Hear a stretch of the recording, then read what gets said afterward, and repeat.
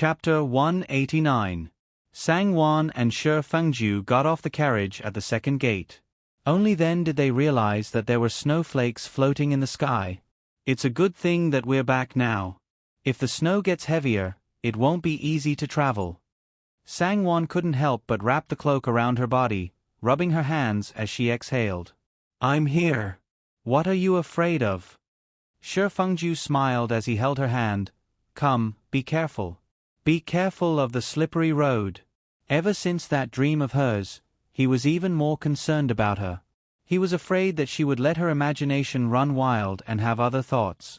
Thinking about how she was so dependent on him and how sad she was just because he left her in her dream, his heart was filled with an indescribable feeling. It was both heartache and love. She was relying on him as her husband from the bottom of her heart, wasn't she? As soon as Shi Fengju's voice fell, Sang Wan let out an "I-oh" and almost fell down. You really, Shi Fengju firmly supported her and smiled. I didn't warn you. Sang Wan was a little embarrassed as she smiled and said, It's because they forced me to drink 2 more cups of wine. Now that the wind is blowing, my head is a little dizzy. Shi Fengju heard this and looked to the side. Seeing that Lu Ye and the 2 maidservants were following them, he picked up Sang Wan horizontally and said with a smile, Don't drink next time, or else you'll feel uncomfortable. I'd better carry you. I'll watch you sway and fall. No. You should quickly put me down. Sang Wan was startled. This was the manor, a public place with many people, okay? If he carried her and swaggered past like this, if someone saw them, wouldn't they laugh at her to death? How could she, as the eldest young mistress, control people tomorrow? Don't move. Shi Fengju hugged her tightly and said with a smile, Don't worry, we won't bump into anyone at this time of night. We're all on the same side here, so what are you afraid of? If you continue to struggle, we'll both fall. Let's see what you can do then. Sang Wan opened her mouth, but no words came out. She stared blankly at Shi Fengju. Shi Fengju saw that her cheeks were as red as rouge, and her eyes were as clear and bright as stars. She was really pitiful and cute. He couldn't help but lower his head and give her a light kiss on her cheek. This made Sang Wan even more embarrassed. She hummed softly and gently hit him, leaning on his chest. Shi Fengju chuckled softly and strode back to Ning Garden with his wife in his arms. Lu Ye and the others looked down and pretended not to see anything. Suddenly, Sang Wan, who was in his arms, felt that her husband had stopped in his tracks, and all the muscles in his body seemed to have tightened. Sang Wan said vaguely, Have we arrived? Put me down. Mother. Shi Fengju's one word, accompanied by a smile, exploded in Sang Wan's ears like a sudden clap of thunder.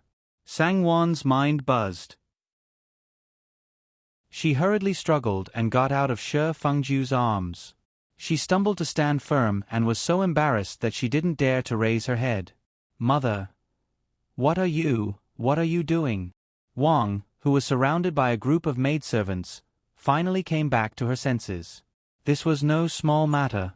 She was so angry that she felt dizzy and angry. Good, this is really too good. This was the daughter-in-law that she was so satisfied with and praised so much. She actually tormented her son behind her back. Did she not have feet and couldn't walk? It was so dark, but she actually wanted her son to carry her. If her daughter hadn't been sick and she hadn't come back until now, she wouldn't have been able to see such a wonderful scene that made her so angry that her lungs almost exploded. Sang Wan was so ashamed that she didn't dare to show her face. She lowered her head and didn't dare to make a sound. She was complaining incessantly in her heart. This was bad. Mother-in-law would definitely hate her to death. In the end, it was all Shi Fengju's fault. If he hadn't acted on a whim, they wouldn't have been so unlucky. Shi Fengju was also stunned. He was willing to be good to his wife, pity her, and love her. But his mother had seen it in front of him. It was really, seeing Nurse Jiang supporting his mother with a sullen face and Xiao Chun, Xiao Li, and the other maidservants biting their lips, Shi Fengju felt a headache coming on. Mother. He hurried forward to support Wang and said with a smile, It's so late. Why isn't Mother resting yet? Wang coldly snorted and glared at him. She cursed in her heart. Useless thing. As a man, how could he quarrel with his wife like this? Aren't you afraid of being seen as a joke? Mother, Wan Nyong drank some wine tonight and was a bit wobbly. I was afraid that she would fall. Oh, she drank wine. Wang coldly said, I thought that she couldn't walk because she was lame. Mother. Shi Fengju frowned and smiled bitterly. Can you not say that? It's the new year. What? I can't say it. Is it because you don't like me as your mother? Ah. Wang became even angrier.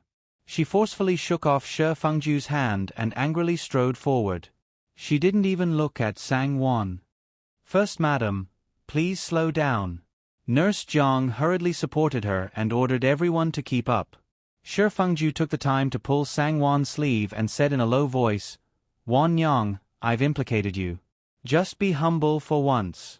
When we return to Ning Garden, I'll let you do whatever you want with me. What kind of words were these? Sang Wan didn't know whether to be angry or amused. She glanced at Shi Fengju and hurriedly followed him. The two of them went to support Wang. Nurse Jiang, Xiao Chun, and the others sensibly moved to the side. Humph. Wang very disdainfully shook off the two of them. Why are you still following me? Go back. Mother, we'll send you back first. Don't be angry. Don't be angry during the new year.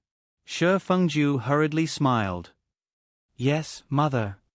Sang Wan braced herself and forced a stiff smile on her face. Humph. Wang sneered. That's enough. Don't put on an act in front of me. I'm afraid that you don't know how to blame me right now. Don't think that I don't know. Mother. Daughter-in-law doesn't dare. Shi Fengju and Sang Wan hurriedly denied. Regardless of Wang's disdain, Shi Fengju still forcibly supported her. Sang Wan wasn't her mother's biological daughter, so she didn't dare to get close to her mother-in-law and disdain her. She took the lantern from Xiao Chun and obediently accompanied Wang to illuminate the way. No matter what Shi Fengju said, Wang kept a cold face and didn't utter a word. When they entered the main courtyard, Wang coldly glanced at the two of them. That's enough. Don't be an eyesore here. Go back. It was time to put on an act. There's no hurry, Shi Fengju hurriedly said with a smile. It won't be too late for us to go back after Mother sleeps. Mother, where did you come from so late? Shi Fengju said as he helped Wang into the back room. Sang Wan handed the lantern to Xiao Chun and stepped forward to help Wang take off her cloak. Wang had vented a lot of her resentment when she saw the two of them acting so submissively. When she heard Shi Fengju's question, she couldn't help but sigh. It's all because of your eldest sister. I don't know why she fell ill all of a sudden. Sigh, as your mother, I'm really worried sick about you too. I don't know when I'll have a day of peace. The weather is cold. She might catch a cold if she's not careful. Mother, don't worry.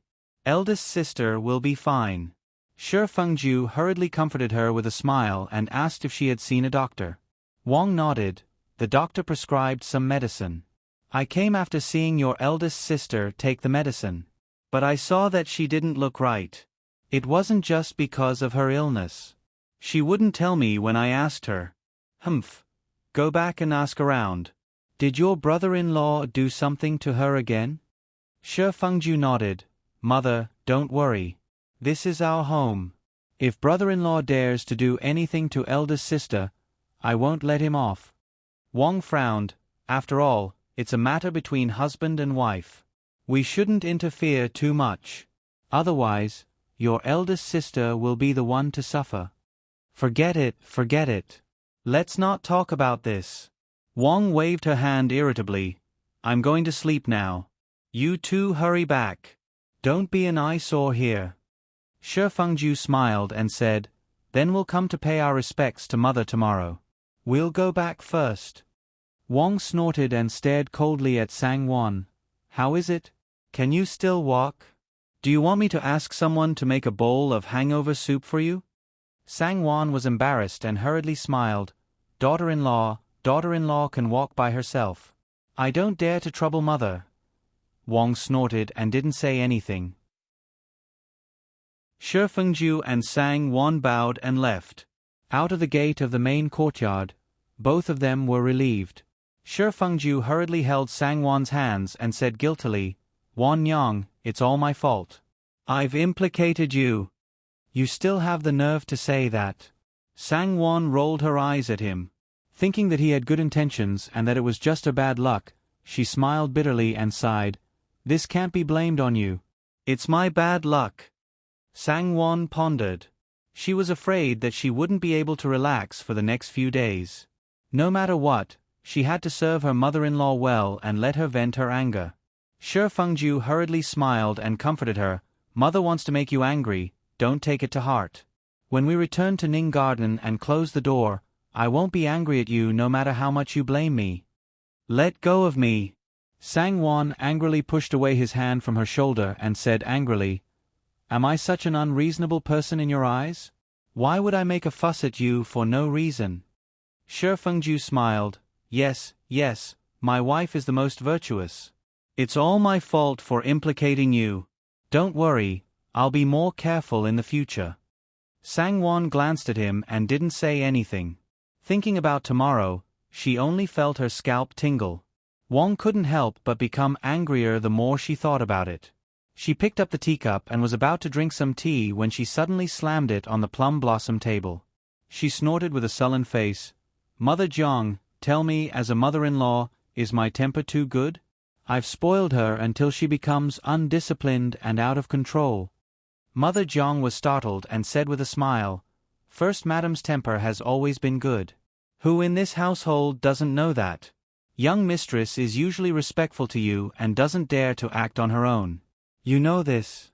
How can you say that she's undisciplined and out of control? You're still speaking up for her." Thinking back to that scene, Wang couldn't help but feel sour in her heart. "You saw it with your own eyes tonight. That's her husband. A married woman should follow her husband and treat her husband as her sky. She actually tormented my son like this. Humph, if she's like this in front of me, then who knows how much my son has suffered behind my back. This boy is also a good-for-nothing. How could he let his wife ride on top of his head?" Wang was furious. This was the son she had doted on since childhood and was proud of. She could never bear to let her son suffer the slightest grievance. Her only fear was that he would feel uncomfortable. But now, he actually carried his wife and walked such a long distance in the middle of the night. If she hadn't bumped into him, he might have even carried her back to Ning Garden. What kind of scandal was this? The son she had doted on and taken care of was not to be a coolie for another woman. Chapter 190. "Old mistress, please calm down," Nanny Jiang quickly said with a smile. "Old slave doesn't think that this matter is as serious as you think. Young mistress usually treats young master very well and takes good care of him. Old mistress, think about it, what kind of person is young master? How could he be easily controlled by a woman? As for tonight's matter, didn't young master say that young mistress drank a little too much? Young master was worried about her and was afraid that she would fall. Young mistress isn't someone who doesn't know her limits and wouldn't act like this on a normal day. Besides, it's a good thing that the two of them have a good relationship. If they were like eldest Missy and eldest young master today, you'd have to worry a lot." Wang was speechless for a moment and sighed. "How could I not understand what you're saying? I naturally like the relationship between the two of them. Do you think I'd want my son and daughter-in-law to quarrel with each other every day? But I didn't expect that Wan Yang would be so inconsiderate. Even if she drank a little too much, didn't the servants follow her? Wouldn't it be enough to support her? Why did she have to insist on having my Fengju? I'm so angry." Nanny Jiang opened her mouth but tactfully closed it again. It turned out that everything she had said just now was in vain. Old mistress's mind was still filled with her own thoughts. "Then, old mistress, do you intend to, humph?" Wang sneered. "I was too careless before. Tomorrow, I'll have to teach her a lesson so that she won't get carried away in the future." Nanny Jiang sighed in her heart. Why did you have to meddle in the private affairs of the two of them? Everything was fine at first, but now you've caused trouble. But Nanny Jiang knew Wang's temper. Since she had already decided, even 10 bulls wouldn't be able to pull her back. She had to do it. Nanny Jiang hoped that young mistress was a reasonable person and wouldn't have a grudge against old mistress. The next day, Sang-won got up earlier than usual. After hurriedly washing up, she took Lu Ye to Wang's place to greet her. Mama Li, Xing Ji, and the others did not know about last night's blunder and were stunned. They hurriedly asked with a smile, "Young mistress, why didn't you go earlier? Do you have something important to discuss with First Madam today?" Sang-won didn't even want to mention last night's incident again. She nodded vaguely and said with a smile, "Yes, there is something urgent. You can serve young master breakfast. I have to go now." When Sang-won arrived, Wang was still asleep. She didn't dare to sit down, so she stood in the outer hall and waited silently. When Wang got up, she heard Nanny Jiang say that eldest young mistress had come over early in the morning to pay her respects and was waiting in the hall obediently. Wang gave a humph and said, "At least she's tactful." As she said that, she unhurriedly ordered the servants to change clothes and wash up. After a while, she slowly came out of the room. "Mother." When Sang-won saw Wang, she immediately blushed and lowered her head in embarrassment. When she first came in, she had already been embarrassed when facing Xiao Chun, Xiao Li, and the others. Fortunately, the two of them were servants. She had always been kind to others. Now that she was eldest young master's beloved person in everyone's eyes, no one was foolish enough to tease or ridicule her for no reason. Instead, they were afraid that she would feel uncomfortable and have some thoughts. Thus, they maintained a calm expression and acted as usual. They didn't even show the slightest bit of surprise when she came over early in the morning to pay her respects. This more or less made Sang-won's tense heart relax. However, now that she saw Wang, the feeling was completely different. She didn't dare to forget mother-in-law's fierce words last night. When Wang saw her embarrassed and nervous to the point where her face turned red and her hands and feet were at a loss, her heart felt a little better. She finally had a bit of shame in her heart and knew that she had done wrong yesterday. She hadn't reached the point where she couldn't be saved. Wang faintly nodded and sat down at the head of the table. Sang-won went forward to pay her respects. Wang raised her hand. "Rise." "Yes." Sang-won softly agreed. She didn't retreat to the side like she usually did. Instead, she took the initiative to stand next to Wang. Xiao Chun served tea and she hurriedly took it and personally offered it to Wang. Wang took 2 sips of the tea and didn't pay attention to her. She turned her head and chatted with Nanny Jiang for a while before ordering breakfast to be served. Sang-won helped Wang get up and accompanied her into the side hall. "Have you eaten?" Wang sat down at the dining table and asked. Sang-won smiled and said, "Daughter-in-law will serve mother first. It won't be too late for daughter-in-law to eat later." Wang wanted to ask her to sit down together, but she held back and asked again, "You came out early in the morning. Did you ask the servants to prepare breakfast for Fengju?" Sang-won quickly nodded. "The small kitchen has been prepared according to young master's taste. When he wakes up, Xing Ji and the others will serve him." "Mother, don't worry." Wang asked again, "Does Fengju have other matters to attend to today? Does he want to leave the household?" Sang-won shook her head honestly. "Daughter-in-law doesn't know." "Don't know?" Wang frowned and snorted. "He's your husband. Do you not care about him at all?" Sang-won said, "If my husband didn't say, it's inconvenient for daughter-in-law to ask. Daughter-in-law doesn't dare to ask about my husband's private matters. Since mother says so, daughter-in-law will ask more about it later." Wang felt a little better after hearing her say so and said, "You're right. It's right for a woman to not interfere in a man's matters. Don't think of meddling in everything and climb over your husband's head to act like a tyrant. Our She family can't tolerate such an arrogant daughter-in-law. Do you understand?" "Yes, daughter-in-law understands." Sang-won smiled bitterly. Wang was satisfied and began to eat her breakfast. After finishing it unhurriedly, she got up and said, "Just make do with it. Later, come with me to Banana Courtyard to see your big sister. I'm afraid there will be guests in the morning. After seeing your big sister, go back and change your clothes." I'll send someone to call you. Sang-won quickly agreed. Sang-won scooped half a bowl of red rice porridge and casually picked up a few pastries to eat. Shi Fengju originally wanted to go with her to pay his respects, but he was stopped by Sang-won. Alone in Ning Garden 1, he paced around anxiously. It was not easy for him to endure for half an hour. Seeing that it was about time, he hurriedly put on a cloak and rushed over to Wang Shi's place. Wang had just finished eating her breakfast when she heard someone report that he was here. Her brows, which had just relaxed, couldn't help but knit together again. She subconsciously raised her head to look at the Western clock hanging on the wall and snorted faintly. She said sourly in her heart, "Great, everyone came earlier than usual today. That one came to beg for forgiveness, but this one came to chase after his wife, afraid that I'd bully her?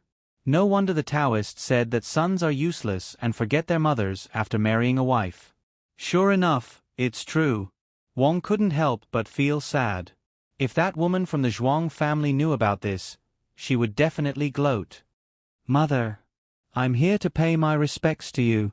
Shi Fengju came in with a smile. He subconsciously looked around and was startled when he didn't see Sang-won. Wang felt even more upset when she saw this. She snorted indifferently and waved her hand impatiently. "Okay, don't worry about this old woman. Go do your thing. Don't stay here." Shi Fengju didn't want to leave until he saw Sang-won. He was a little anxious and hurriedly said with a smile, "I have nothing to do today, so I'll accompany you. By the way, didn't Wan Nyong come to pay her respects to you early in the morning? Where is she?" "Sure enough, he came for her." Wang said angrily. "What? You can't bear to leave her? You can't even see her for a while? You're afraid that I'll eat her?" "Mother." Shi Fengju frowned and said, "What are you talking about?" How could Sang-won, who was in the side hall, have any appetite? She hurriedly asked for tea to rinse her mouth and hurriedly came out, "Mother." Wang glanced at her and said to Shi Fengju in a bad mood, "Quickly take her back and check if she's missing a few strands of hair or bruises." Sang-won secretly complained and stood at the side with her eyes lowered. What's wrong with this person? He clearly knows that mother-in-law is angry, but he still bumps into her like this. Great, this morning's efforts are all in vain. Mother-in-law will only get angrier. But mother-in-law was scolding her son, so she had no right to interrupt. Mother-in-law could say some things, but if she did, it would be a great sin. Her husband wouldn't care, but her mother-in-law wouldn't tolerate it. It was safer for her to stand at the side obediently. Shi Fengju said, "I just asked casually. Why are you so angry? Wan Nyong is my wife. She came to your place early in the morning. I didn't see her when I came over, so I asked casually. Isn't this a very normal thing? Why are you angry?" "Oh, this is my fault." Wang was so angry that her voice trembled.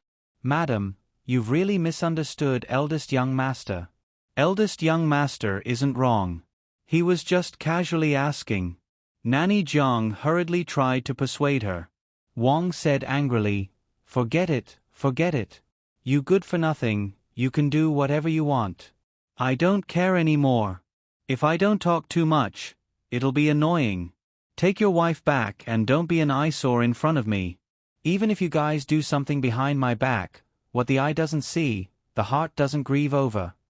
Wang became even more depressed as she spoke. Her grief and indignation were difficult to resolve. He actually complained about her. Who was she doing this for? Wasn't it all for him? This brat didn't know what was good for him. Not only did he not appreciate her kindness, but he also complained about her. He was a big man, but he was controlled by a woman. He didn't think about how bad it would be for her as a mother. Shi Fengju was completely dumbfounded this time. Although Wang's words and actions were often unreliable, she always listened to her son. In other words, Shi Fengju always used various methods to persuade her. Only this time, he didn't expect her to have such a big reaction. It was as if he had become the most unfilial son in the world in the blink of an eye. Sang-won, Nurse Jiang, and the others were also dumbfounded. They had never seen Madame Wang treat eldest young master like this. Sang Wan secretly complained. She thought to herself, "What are you doing?" Mother-in-law was already angry. How could she endure such a reprimand? Now it's great. In the end, I'm the one in a difficult position. What are you still standing there for? Hurry up and get out. Do you want to anger me to death before you're satisfied? Wang saw that her son was still standing there in a daze and couldn't help but become even more angry. Eldest young master, you should go back and do your own things. Madame Wang has the old slave here.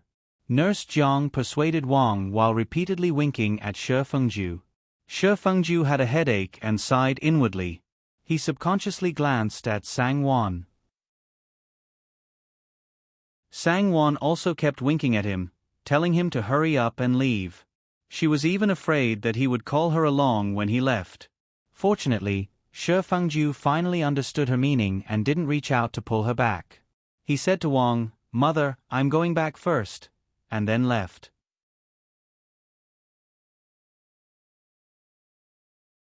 Chapter 191. Look at him, look at him. Wang could not help but complain to Nanny Jiang, "Do you think it's easy for me to raise him?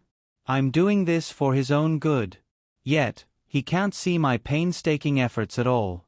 I feel sorry for him, but he's blaming me. Does he really like being a servant to others? He's the young master of the Shi family. It's true that one forgets their mother after marrying a wife. Why should I feel sorry for him?"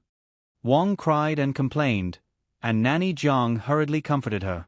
She sighed in her heart, "Old mistress, even if you want to complain, you shouldn't do it in front of young mistress. Young mistress is standing by the side. How can young mistress face herself if you say that?" Needless to say, Sang Wan lowered her head and wished she could bury her head in her chest.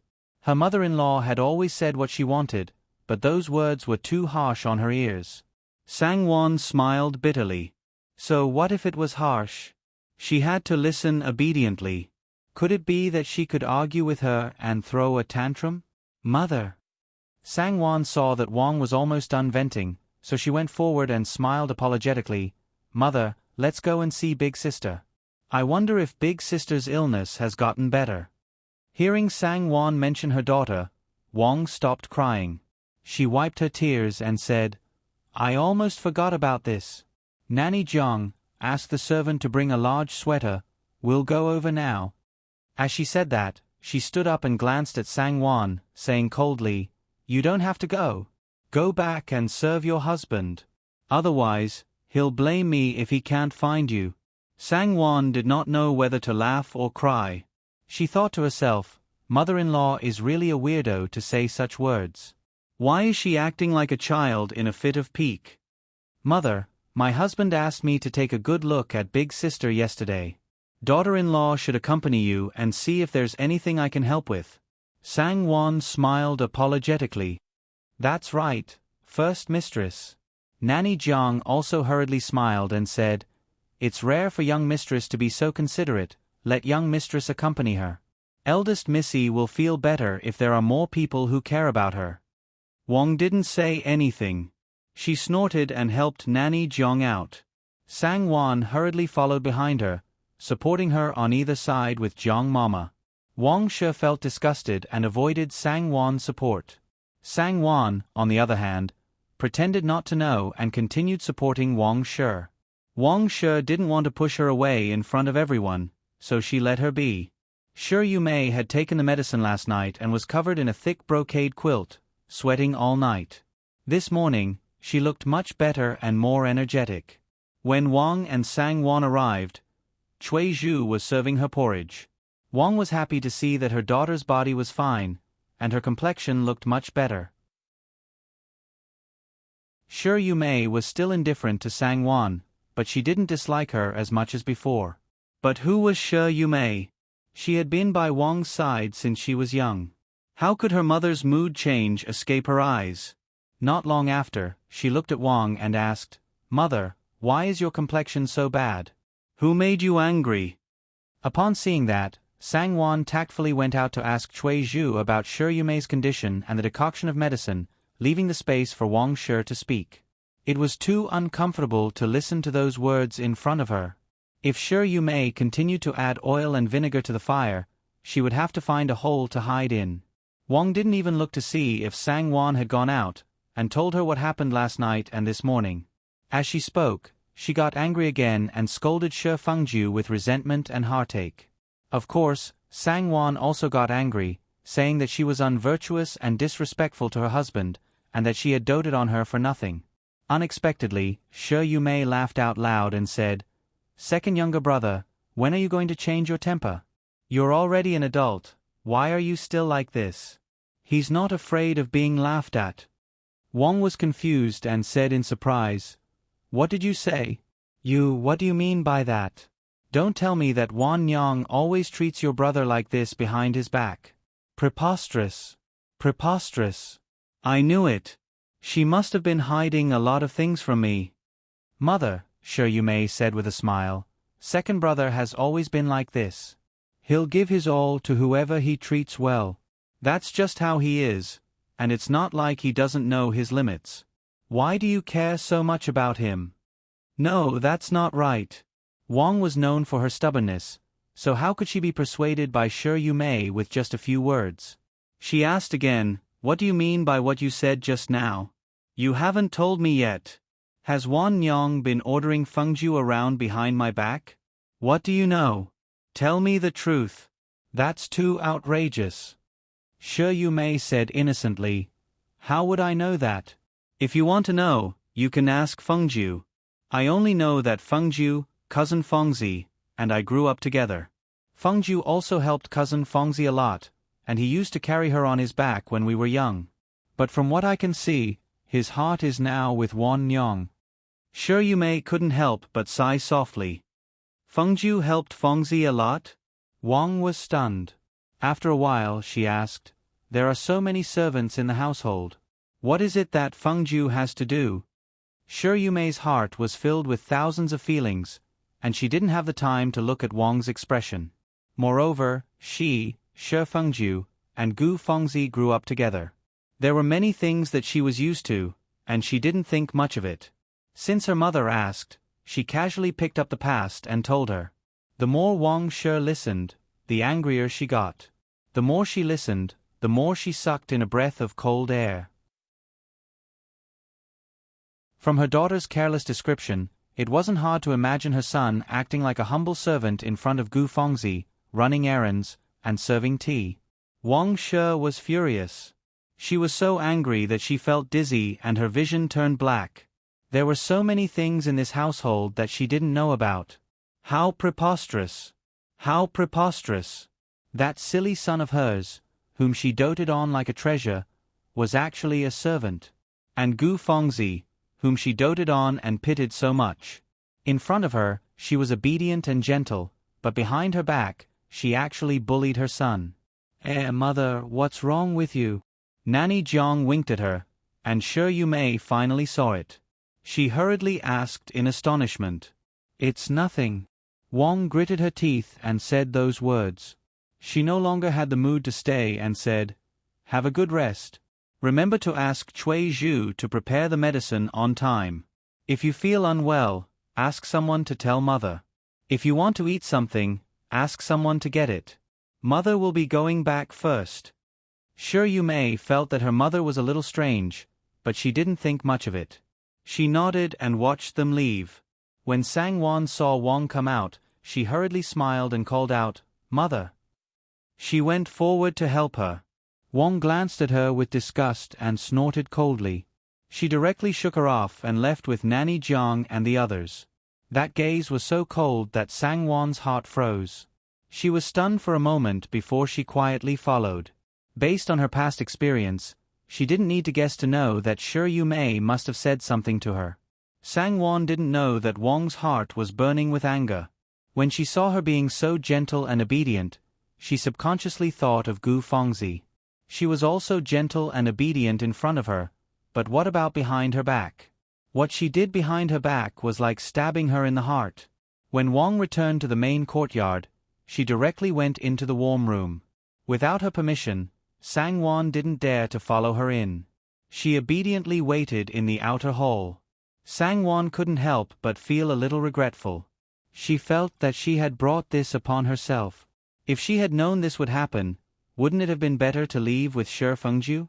Why did she have to vent her anger for him? This was inexplicable. The more she stayed, the angrier she got. In recent years, Nanny Jiang and the others had never seen Wang so angry. She was so angry that her face turned green. None of them dared to say anything, let alone persuade her. How could they understand Wang's feelings at this moment? Not only did Wang feel disappointed, she also felt betrayed. She loved her niece Gu Fengzi so much. She really treated her as her own daughter. She had always been obedient and considerate. In front of her, she had always treated her and her son very well. She had praised her more than once in her heart for being kind and knowing how to repay kindness. She was an excellent girl. Who would have thought that she would order her son around like this behind her back? How could she do this? Then everything that she had shown in front of her was obviously fake. Where's Wan Nyong? Is she still outside? Wang asked after a while.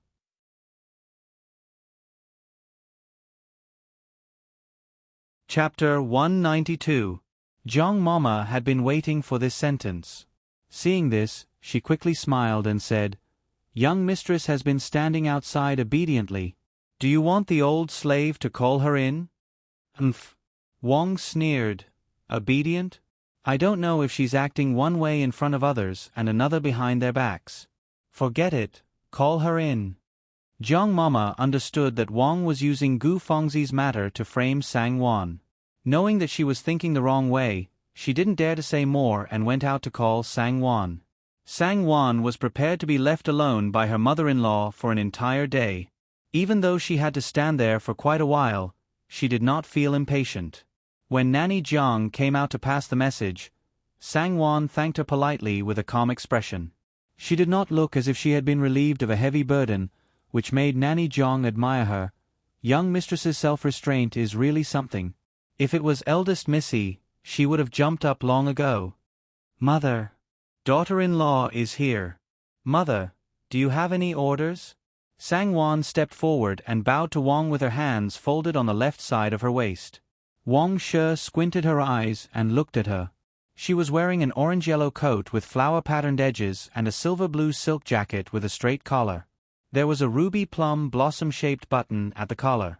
Below, she was wearing an ivory-white silk skirt embroidered with fish scales. Her hair was combed and she wore a pearl hairpin with a few simple and exquisite red and blue ornaments. Her waist was slender and her figure was graceful. Her dress was exquisite and elegant, but it didn't lose its richness. When she stood in front of her, she was indeed a gentle and lovable beauty. Looking at her dress, it was hard to believe that she was a virtuous woman on the surface, but behind her back, she was shrewish and unreasonable, tormenting her husband. How could Sangwon know what her mother-in-law was thinking? She only felt a little uncomfortable being stared at, but she didn't dare to say anything. She could only stand there obediently and hope that her mother-in-law would be magnanimous and not pick on her. "You go out first," Wang suddenly said. Sangwon thought Mama Jiang was calling her, so she raised her head and was about to answer when she saw that Mama Jiang had already saluted and left. She then lowered her eyes and stood still. "Come closer so that I can speak with less effort." Wang leaned on the Kong bed and said indifferently, "Yes, mother." Sangwon stepped forward with a smile. Wang looked at her again and asked faintly, "Have you read Female Precepts and Female Teachings at home?" These words were tantamount to slapping her face, questioning her womanly virtue to her face. Sangwon's face immediately flushed deep red. Lowering her head she said, "Of course I have read it, I don't dare to forget it." "As long as you don't dare to forget. You don't need me to say more about the 3 obediences and 4 virtues, do you?" Wang continued. "Mother." Sangwon's knees went soft as she knelt down and sobbed. Daughter-in-law really didn't do it on purpose last night. Daughter-in-law knows her mistake. Please forgive daughter-in-law this time." When Wang heard her mention last night's incident, her anger rose again and she said coldly, "I'm asking you a question, answer me honestly. Did last night's incident happen before? You have to be honest. If I find out that it's different from what you said, don't blame me for being heartless. Our Sher family will never tolerate a daughter-in-law who dares to ride roughshod over her husband's head. Is a husband meant to be tormented like this? Absolutely not. Sangwon said, Mother, go ahead and investigate. Daughter-in-law was a little dizzy last night and almost fell when I got off the carriage. In addition, daughter-in-law helped my husband gain face in front of his friends, so my husband was happy and, Mother, do you think daughter-in-law is someone who doesn't know what's good for her? How can a woman not understand the principle of treating her husband as her heaven? How can a woman be willing to do such a thing in the household? If the servants saw it, not only would it be a loss of propriety, but even daughter-in-law wouldn't have any face. Wang was a soft-hearted person, so she felt that Sangwon's words made sense. She was the young mistress of the Sher family. If the servants saw such a thing, where would she put her face as the official wife? What dignity would she have to control the servants? She wasn't a concubine who slept in the same room. She was just a man who amused himself. Even if she were to be impudent once or twice, it wouldn't be a big deal. It's good that you understand this principle. My doting on you was not in vain. Wang's expression finally eased and she nodded. Since that's the case, it's best. Remember, you're not allowed to do this in the future. Do you understand? If I see you again, or if you say anything to me, just you wait. Daughter-in-law will follow mother's teachings. I definitely won't dare. Sangwon secretly breathed a sigh of relief. All right, you can go back. Madam who is busy today and can't come. You don't need to come again. Go. You don't have to come so early tomorrow to pay your respects. Go. Wang nodded and waved her hand. Yes, then daughter-in-law will take her leave. Sangwon bowed and left. After leaving the main courtyard, she subconsciously straightened her back and breathed a sigh of relief. She looked at the high sky and the white clouds. The bright sunlight penetrated through the clouds. It was so bright and beautiful, but the coldness in the air still carried the breath of winter. Wan Yang, you're back. Sangwon had just entered Ning Garden when Shi Fengju came out with a smile. He held her hand and asked in a low voice, How was it? Mother didn't make things difficult for you, did she? How could Sangwon not have any resentment? She glanced at him bitterly and shook her head. What are you saying? How could mother make things difficult for me? That was teaching. Which daughter-in-law shouldn't be taught in front of her mother-in-law? It was just that she was a little wrong this time. Shi Fengju knew that he had said the wrong thing. He smiled and went in with her. After taking off her overcoat and entering the warm room, Shi Fengju dismissed everyone. He held her in his arms and said softly, There are no outsiders here. If you feel wronged, you can vent it to me. Don't keep it in your heart and suffocate yourself. Sangwon was a little angry at first, but after hearing him say this, she didn't know what to say. She sighed and said, It's all in the past. I don't want to mention it again. Don't do it again in the future. I'm a little tired and want to sleep for a while. Don't disturb me. Seeing that she was still angry, Shi Fengju felt even more apologetic. He helped her to lie down on the Kong bed and pulled the blanket over to cover her chest. However, he held her body and said, Did I cause you to be reprimanded by mother because of my big mouth today? Mother is old, so you have to bear with it. Alas, I don't know the truth either. How did things turn out like this? Mother is also too much. Why does she like to interfere in our affairs? Why is she so sure that you bullied me? Sangwon was angry for a moment. Can you not talk about this anymore? Mother is your biological mother. If I don't side with you, do you think I'll side with you? Fengju, I really don't blame mother. I shouldn't have done this. It's just that I was coaxing mother well, but when I accompanied her to Banana Courtyard to see your big sister, her face was as cold as ice. When I went to help her, she threw me away and didn't even look at me. I don't know what she said to big sister to make her so angry. After hearing what Sangwon said, not only Sangwon, but even Shi Fengju began to suspect Shi Yumei. He knew better than anyone that his big sister had always been unhappy with Wan Nyong. Thus, he felt even more guilty and patted Sang Wan's shoulder to comfort her. He kept mentioning Wan Nyong and Wan Nyong. Sang Wan told him that she had never thought of asking him to go to Banana Courtyard to seek justice for her and teach Shi Yumei a lesson. That was simply impossible. If she really thought that way, even she would laugh at herself for not knowing how to be polite. However, she couldn't bear to be wronged for nothing. Although she didn't expect him to do anything, she still had to let him know. She understood her own difficulties. Fengju, I don't blame you. You're right. As the eldest daughter-in-law of a big family, how could she not be wronged? If I have to haggle over every little thing, I won't be able to live my life. It doesn't matter if I'm wronged, as long as it's not from you. Sang Wan listened to his gentle coaxing for a while before turning around to hold his hand and saying softly, How could I let you be wronged? Shi Fengju hugged her gently and his heart softened. He lowered his head and kissed her cheeks and forehead gently before saying softly, Wan Nyong, I'm relieved that you think that way. You're really my good wife. In the end, I've implicated you this time.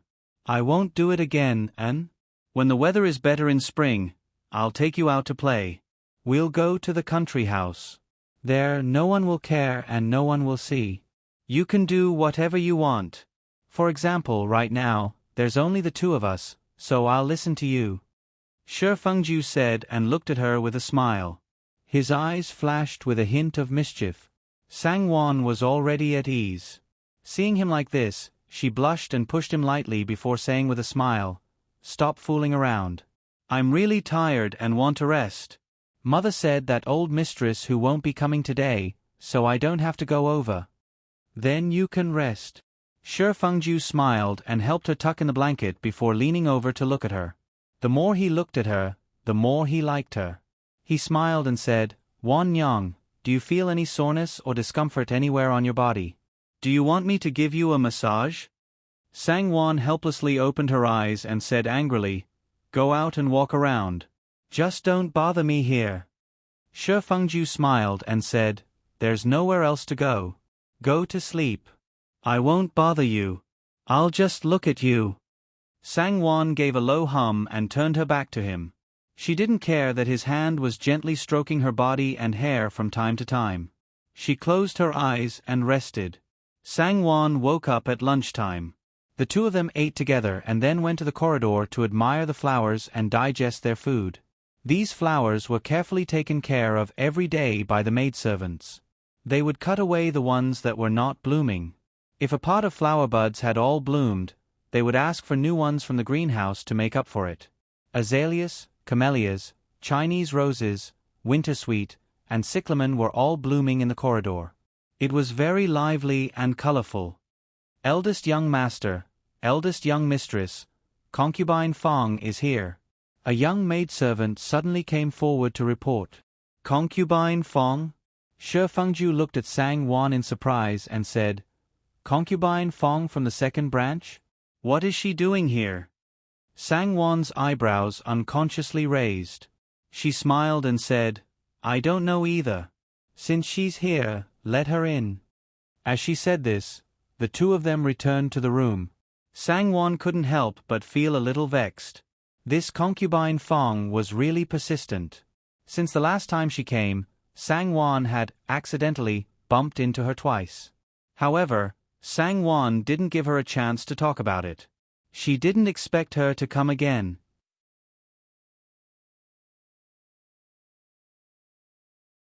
Chapter 193. When concubine Fong entered the room and saw that Shi Fengju was there as well, she froze for a moment. She had heard that old mistress who had something to attend to and could not come today. Knowing that Sang Wan would definitely be at home, she finally managed to obtain second old Mistress Shi's permission to come over. His heart was filled with the determination to make things clear this time. Who knew that Shi Fengju would be here too? Concubine Fong never dreamed that he would be here. During the new year, which man wouldn't be out drinking and listening to opera? Who knew that young master would be at home? Oh, young master is here too. The smile on concubine Fong's face froze. Sangwon found it funny and said, "Concubine Fong, you are a rare guest. Please take a seat." "You flatter me. Young mistress, you are too polite." Concubine Fong smiled and sat down. She couldn't help but feel nervous. Shi Fengju was her master's nephew. No uncle's concubine would sit in front of her nephew for long. Even if her niece-in-law was here, it wouldn't be good if word got out. After exchanging a few pleasantries, Sangwon asked with a smile, "Is there anything that Concubine Fong needs? If there is anything that I can help with, Concubine Fong can just ask." Sangwon was the mistress of the household and had the right to ask. Concubine Fong glanced at Shi Fengju hesitantly and said with a smile, "There is something that I want to tell young mistress. It's just that, haha." Concubine Fong's meaning couldn't be clearer. There was something, but it wasn't appropriate to say it in front of young master. "Young master, you should leave for a while." Shi Fengju naturally understood Concubine Fong's obvious hint, but he understood Sangwon's hint even more. His wife didn't want him to leave, so of course he wouldn't. He pretended that he didn't see anything and smiled at Concubine Fong. "Concubine Fong, you don't have to be so polite. Just tell me what you need." Concubine Fong's mouth twitched. She felt bitter but couldn't say anything. Some words could be said in front of Sangwon, but how could it be said in front of Shi Fengju? Concubine Fong hummed and hummed for a long time without saying the purpose of this trip. She only vaguely asked if she could take Fifth Miss out to enjoy the lanterns on the night of the Lantern Festival. After that, she reluctantly got up and left. If she were to sit here for too long, she wouldn't be able to answer to second old Mistress Shi. Seeing Concubine Fong leave, Shi Fengju asked Sangwon, "Why did Concubine Fong look for you?" Shi Fengju had been pondering this question for a long time. He couldn't figure out why Concubine Fong had to come to Sangwon. Even if she couldn't tell second old Mistress Shi, couldn't she tell second Lord Shi? Would second old Mistress Shi be happy that she came to Sangwon instead of her own Mistress Shi? Sangwon naturally didn't have anything to hide from him now. Besides, if he knew about this matter, he might have other ways to solve it. She smiled and sighed. "It's a long story. I really don't know how to start." Shi Fengju smiled. "That's strange. What could be so difficult for you?" He became even more interested and wanted to hear about it. Sangwon sighed. "Speaking of which, it was a few days ago. I accidentally heard Concubine Fong's trusted servant talking to her servant. She said that Concubine Fong wanted to betroth fifth sister to my second brother. I thought it was a joke at first, but who knew that Concubine Fong really came to look for me 2 days later? From her expression, it seemed to be the case. Every time she wanted to talk about me, she would change the topic. After that, I met her twice on the road, but she didn't have the chance to speak. Who knew that she would come again today?" Shi Fengju was both angry and amused at the same time. He said, "Concubine Fong actually had such an idea? She's too daring. Second uncle and second aunt are both here. Since when is it her turn to decide fifth sister's marriage? Besides, fifth sister is still so young. She's practically a half-grown child. If she were to marry second brother," Shi Fengju didn't know whether to be angry or amused. He shuddered when he imagined the scene of Concubine Fong calling his childish sister second sister-in-law. Sangwon rolled her eyes at him and said faintly, "Concubine Fong isn't someone who doesn't care about the consequences. It's hard to say whether second aunt knows about this, but how could second uncle not know? She didn't have the guts to do such a thing behind the master and madam's back." Shi Fengju was stunned for a moment, then became angry. He slammed the table and said with a frown, "How could second uncle be so foolish?" Sangwon didn't say anything. Second Lord Shi only had eyes for his precious goldfish and birds. He didn't care much about his children's affairs. Concubine Fong had always been good at pleasing him. It wasn't impossible for her to instigate him when he liked her. Besides, if this marriage was successful, it wouldn't be bad for them. "I'm so worried about this. First of all, it's not up to me, a married sister, to decide on my second brother's marriage. The two of them aren't even close in age. How could a person like my second brother be willing to marry a wife who's so much younger than him? Even eldest brother and sister-in-law wouldn't agree. How could Shi Fengju not understand this logic? Moreover, Sang Yufei was already a Jiuan. If he passed this year's exam, he would at least be a Jinsher. His future would be limitless. No matter what, he wouldn't marry a concubine's daughter from a merchant family. Then don't let concubine Fong speak. I think second aunt definitely doesn't know about this. Otherwise, she wouldn't have a chance to speak up. Concubine Fong is just being foolish. Don't be too calculative with her. Shi Fengju said. Sang Wan smiled and said, "Why would I be calculative with her? It's just that the spring imperial examination is approaching. I'm just worried that concubine Fong won't be able to wait and will ask second uncle to speak up. What should we do then?" Shi Fengju pondered for a moment, then smiled and said, "If second uncle wants to speak up, he'll naturally look for me. How can I interfere with my own brother-in-law's marriage? When the time comes, I'll just reject it. Don't worry. If there's no other way, we'll just say that your eldest brother and sister-in-law already have someone in mind. We vaguely heard them talking about it a few days ago." Sang Wan was overjoyed. She quickly smiled and said, "That's a good idea. Then let's do it." Shi Fengju smiled and said, "When concubine Fong comes later, don't meet her if you can. Let the wet nurse deal with her. She's still second uncle's concubine. If second aunt finds out that you're close with her, she won't be happy. Our first branch doesn't need to get involved in the second branch's matters." Sang Wan rolled her eyes at him and smiled. "Who wants to get involved? I've never taken the initiative to provoke concubine Fong. I can't wait to avoid her. I'm just saying. My wife is naturally smart." Shi Fengju giggled and couldn't help but pinch her cheek. Sang Wan smiled and dodged to the side. She smiled and said, "There's something that I've been wanting to talk about these past few days. It's a pity that I forgot about it. It's about Xing Ji's marriage. Although this girl is willing to serve me for another 2 or 3 years and is not willing to get married at this time, this is not too good. I think I want to make the decision for her and Steward Jin's son to arrange this marriage in advance. They will get married 3 years later. What do you think?"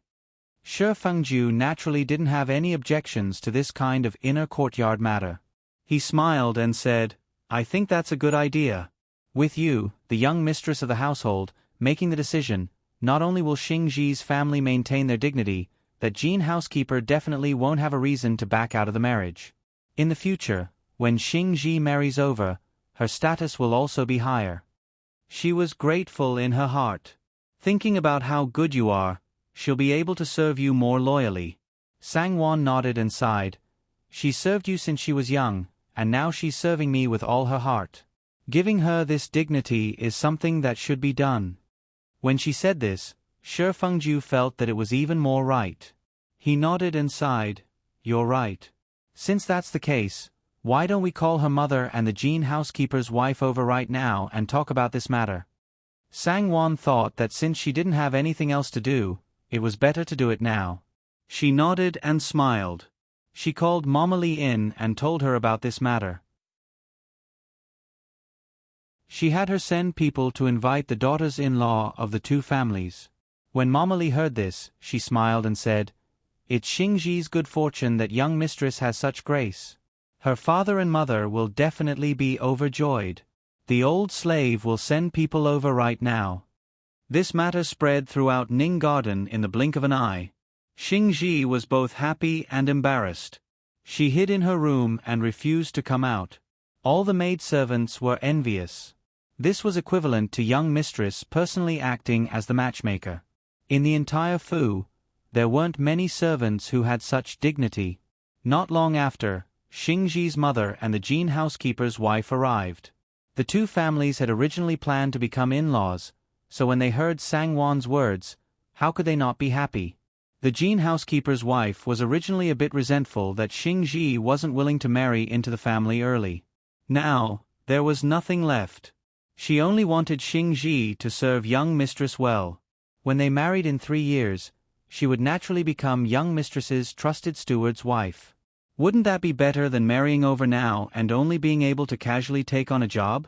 The two daughters-in-law kowtowed to express their gratitude and agreed. Sangwon then rewarded Xingji's mother with a pair of golden head ornaments, a pair of jade bracelets, 2 bolts of red brocade, and 2 bolts of begonia red muslin. She said that these were rewards for Xingji as dowry. When she married, there would naturally be more dowry. The two daughters-in-law were even more delighted and thanked her profusely. Unexpectedly, the next day, when Sangwon and Shi Fengju were paying their respects, Wang suddenly asked about this matter. Although Sangwon was surprised, she still respectfully explained the matter. Wang smiled and said, Xingji has served in Ning Garden for many years. It's only right for her to receive such a favor. This child has always been mature and sensible. She's steadfast and meticulous in her work. I've always liked her. How about this? Call her over later. I also have something to reward her with. Sangwon smiled and agreed. She also thanked Wang on behalf of Xingji. After returning, she ordered someone to inform Xingji. When everyone knew about this matter, they became even more envious of Xingji.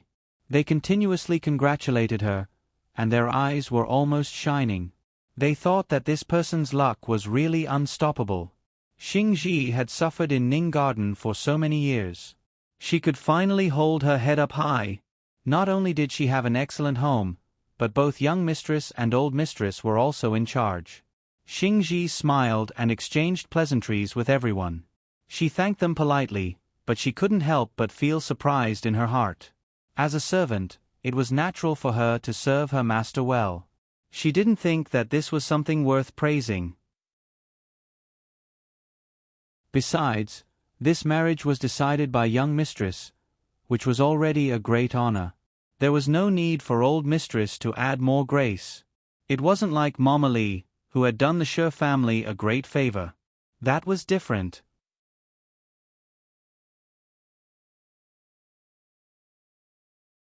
Chapter 194. This servant, Xingji, greets First Madam. In the warm room of the main courtyard, Xingji respectfully knelt down and kowtowed to Wang. Quickly get up. Wang smiled and raised her hand. I didn't expect so many years to pass in the blink of an eye. The little girl from back then has also grown into a beautiful young lady. Xingji blushed slightly and smiled.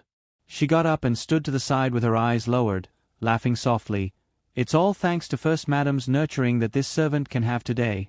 Hee, that's also because you've worked hard and are smart.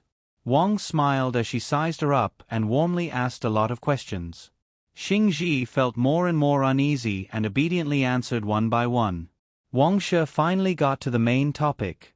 She smiled and said, You've served young master, and now that young mistress is here, you're serving her again. You've always been loyal and reliable. No wonder your young mistress values you so much even though she's only been here for a short while. She even personally decided on your marriage.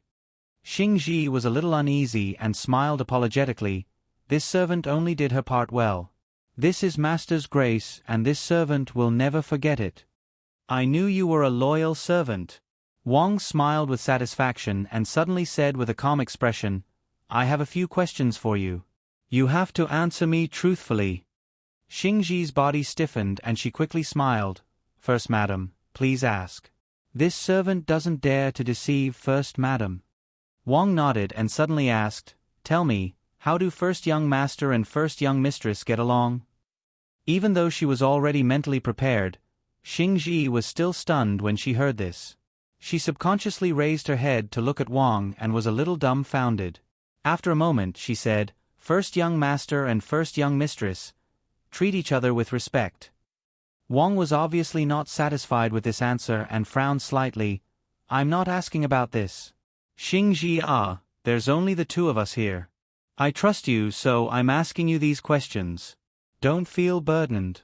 Whatever I ask you, just answer it directly. I like people who are direct and straightforward. Got it? Yes, First Madam, Wang continued. Then let me ask you, has your young mistress ever ordered young master to pour her tea or water? Has she ever lost her temper and asked young master to take care of her or coax her? Or has she done something even more overboard that a wife should not do? A woman should be gentle and virtuous. It's her duty to serve her husband. Do you think young mistress has done that? Xingji didn't know what happened that night. When she heard Wang's question, she was completely confused and didn't know how to answer for a long time. Wang was not in a hurry to urge her. She just waited calmly by the side. Young mistress is virtuous and gentle, and is considerate to young master. This servant has never seen young mistress lose her temper in front of young master. It has always been young mistress serving young master. Xingji said after pondering for a while. Is that so?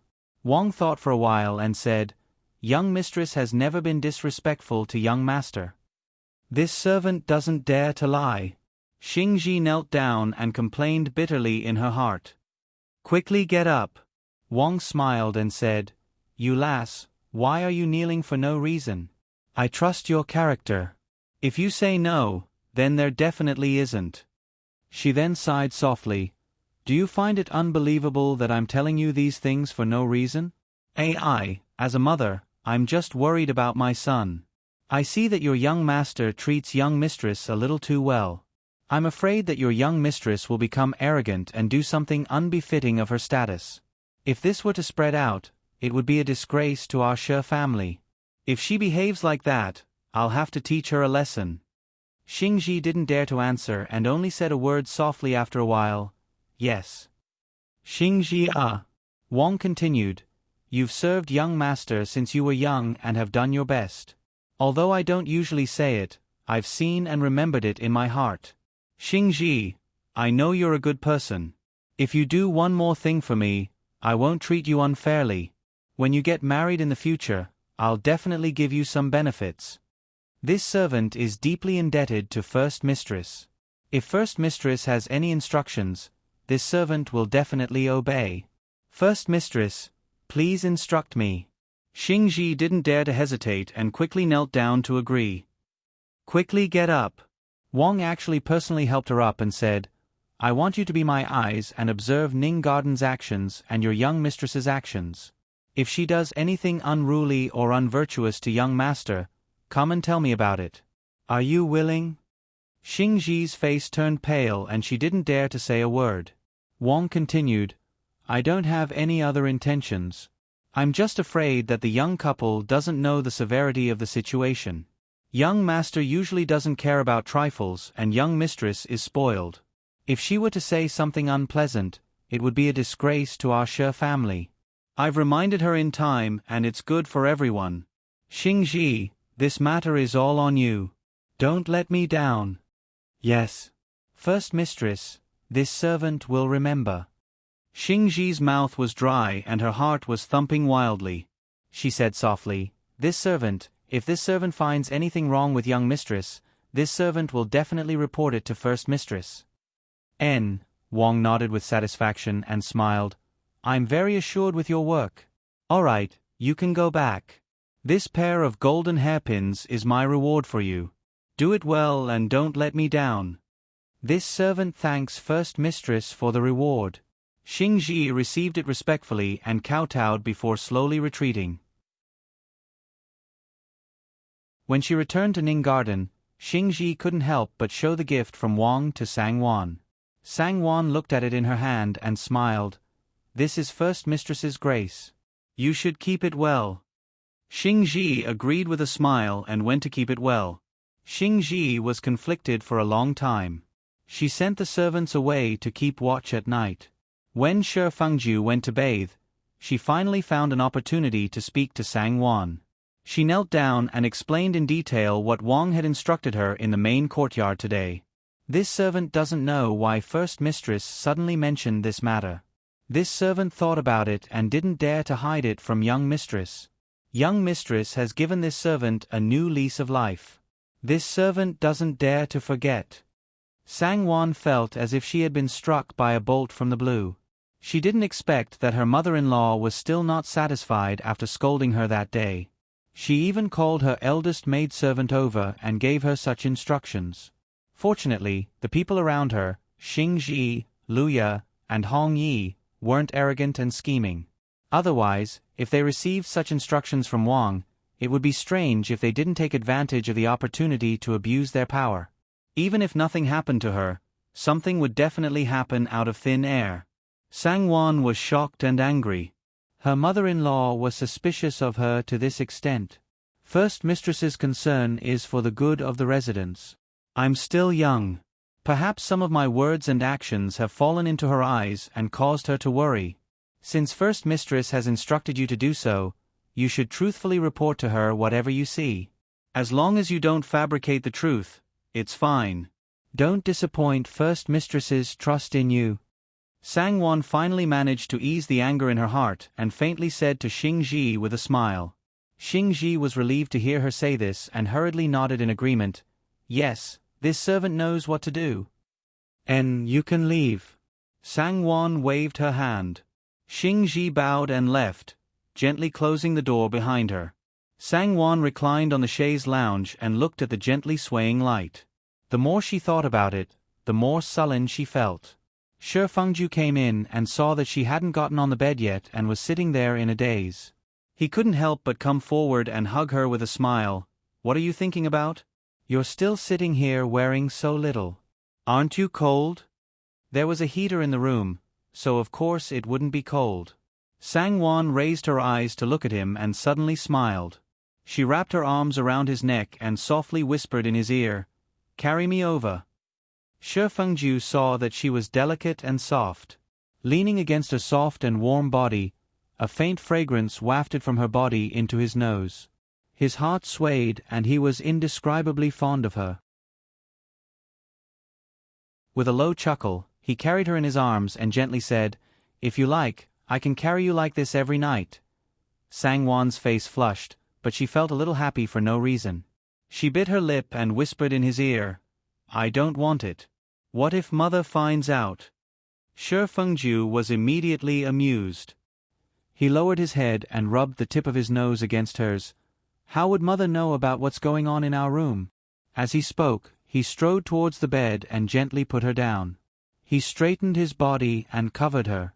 With her warm and fragrant jade in his arms, it was another night of endless charm. After the 15th, Shi Fengju found an opportunity to talk to Wang about Gu Fengzi. "Mother, I want to find a good family for my younger cousin to marry. What do you think?" Shi Fengju originally thought that his mother would jump up and argue with him. Who knew that she would only raise her eyebrows? Her expression could be said to be calm. Shi Fengju was greatly surprised. How would he know that ever since Wang Shi heard about the past from Shi Yumei, the amount of pity she had for Gu Fengzi in the past was equal to how disappointed she was now? How would she still wholeheartedly plan for her? In her eyes, only her son was the most important. She was good to her because she thought that she was good to her son.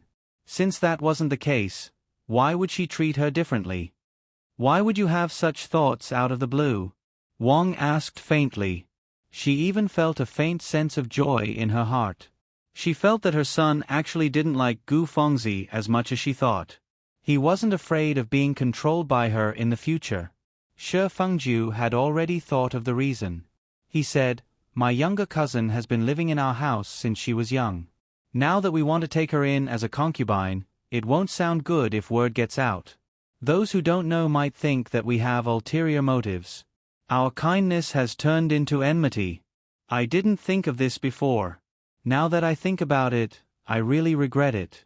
I shouldn't have let her in." Fortunately, this matter didn't make a big fuss and didn't alarm many people. "I'll find a husband for her and send her out when this matter dies down. As long as our Shi family is around, I don't think anyone will dare to do anything to her. Isn't it better to marry her as a legal wife than as a concubine? This is also for her own good." Wang Shi looked at him suspiciously for a while. "Do you really think so? Could it be that he heard some gossip outside? Or is this Wan Nyong's idea?"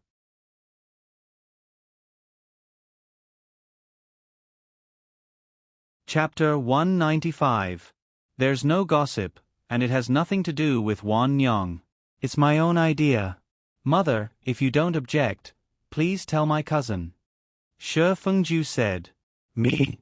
Tell her. Wang couldn't help but frown again. She said without thinking, have you really thought it through? Are you really willing? You've argued with me so many times because of her. It's a bit strange that you suddenly thought it through. Shi Fengju sighed. Mother, don't always talk about the past. Just take it that your son has betrayed you, okay? There were many things that he really couldn't say in front of his mother. Not to mention his mother, even in front of Wan Yang, he also couldn't say it. For example, she took off her clothes to seduce him during the mourning period. What nonsense are you talking about? Wang didn't want to slander her son. She hurriedly said, I didn't say that. If this matter had happened before she married into our family, it would have been easy to talk about it. But now, she's already part of our family. How can I suddenly ask her to marry someone else? How can I say it? Mother, just take it that you're doing your son a favor, Shi Fengju said with a smile. Mother, I know that you've always felt that it's unfair for my cousin to be a concubine. Isn't it good for us to marry her off grandly? In short, I really don't want to marry her anymore. Wang sighed softly. Since you said so, I'll try to talk to her. The man you find for her must be reliable. When the time comes, we'll send her off grandly. I will. Shi Fengju nodded. Seeing her son leave happily, Wang didn't know whether she should be happy or sad. Seeing that her son wasn't as obedient to Gu Fengzi as she had imagined, she should be happy. However, Gu Fengzi had accompanied her for so many years and served her so well. It was impossible to say that she didn't have any feelings for her. Now that she had to send Gu Fengzi away, she could not help but feel a little reluctant. Moreover, she subconsciously felt that even though Gu Fengzi had been tormenting her son behind her back, she still liked her son. Otherwise, she would not have married into the family during the mourning period. Now that she was told to marry into another family, Gu Fengzi would most likely be unwilling. Nanny Jiang, do you think this was really eldest young master's idea? Could it be that Sang Wan said something to him? Wang Shi thought for a while and decided to say it. How could Mama Jiang respond to such words? She hurriedly smiled and said, perhaps not?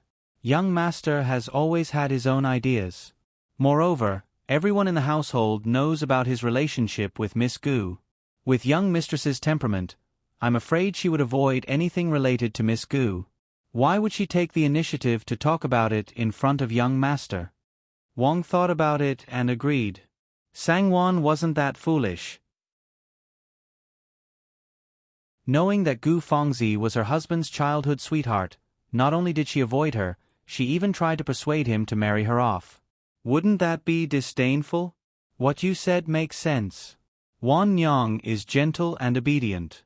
No matter how you look at it, she doesn't look like someone who can't tolerate others. Wang sighed and waved her hand. Since that's the case, there's no time to lose. Invite Fengzi over. Yes, old mistress. Jiang Mama complied and went to give the instructions. When Gu Fengzi heard that her aunt wanted to invite her over, she was surprised. She smiled and asked Xiuli who came to report. Xiuli didn't know, and even if she did, she wouldn't dare to say anything. She could only smile and say that she didn't know. Gu Fengzi was unhappy when she saw that. She thought to herself, great, how long has it been? Could it be that all of you are so sure that I won't be able to make a comeback? How dare you treat me so rudely? Humph, wait until the mourning period is over and I regain my authority as the head of the household. See how I'll deal with all of you. Aunt, I heard that you're looking for Feng-er. Feng-er pays her respects to you. Gu Fengzi smiled and went forward to greet her. In the past, when Wang Shi saw how obedient she was, she could not help but smile. But today, when she saw how obedient she was, she subconsciously thought of how arrogant she was in front of Shi Fengju. She frowned and nodded with a smile. Have a seat. Gu Fengzi had already seen through Wang. When she saw the situation, her heart skipped a beat. She sat down even more obediently.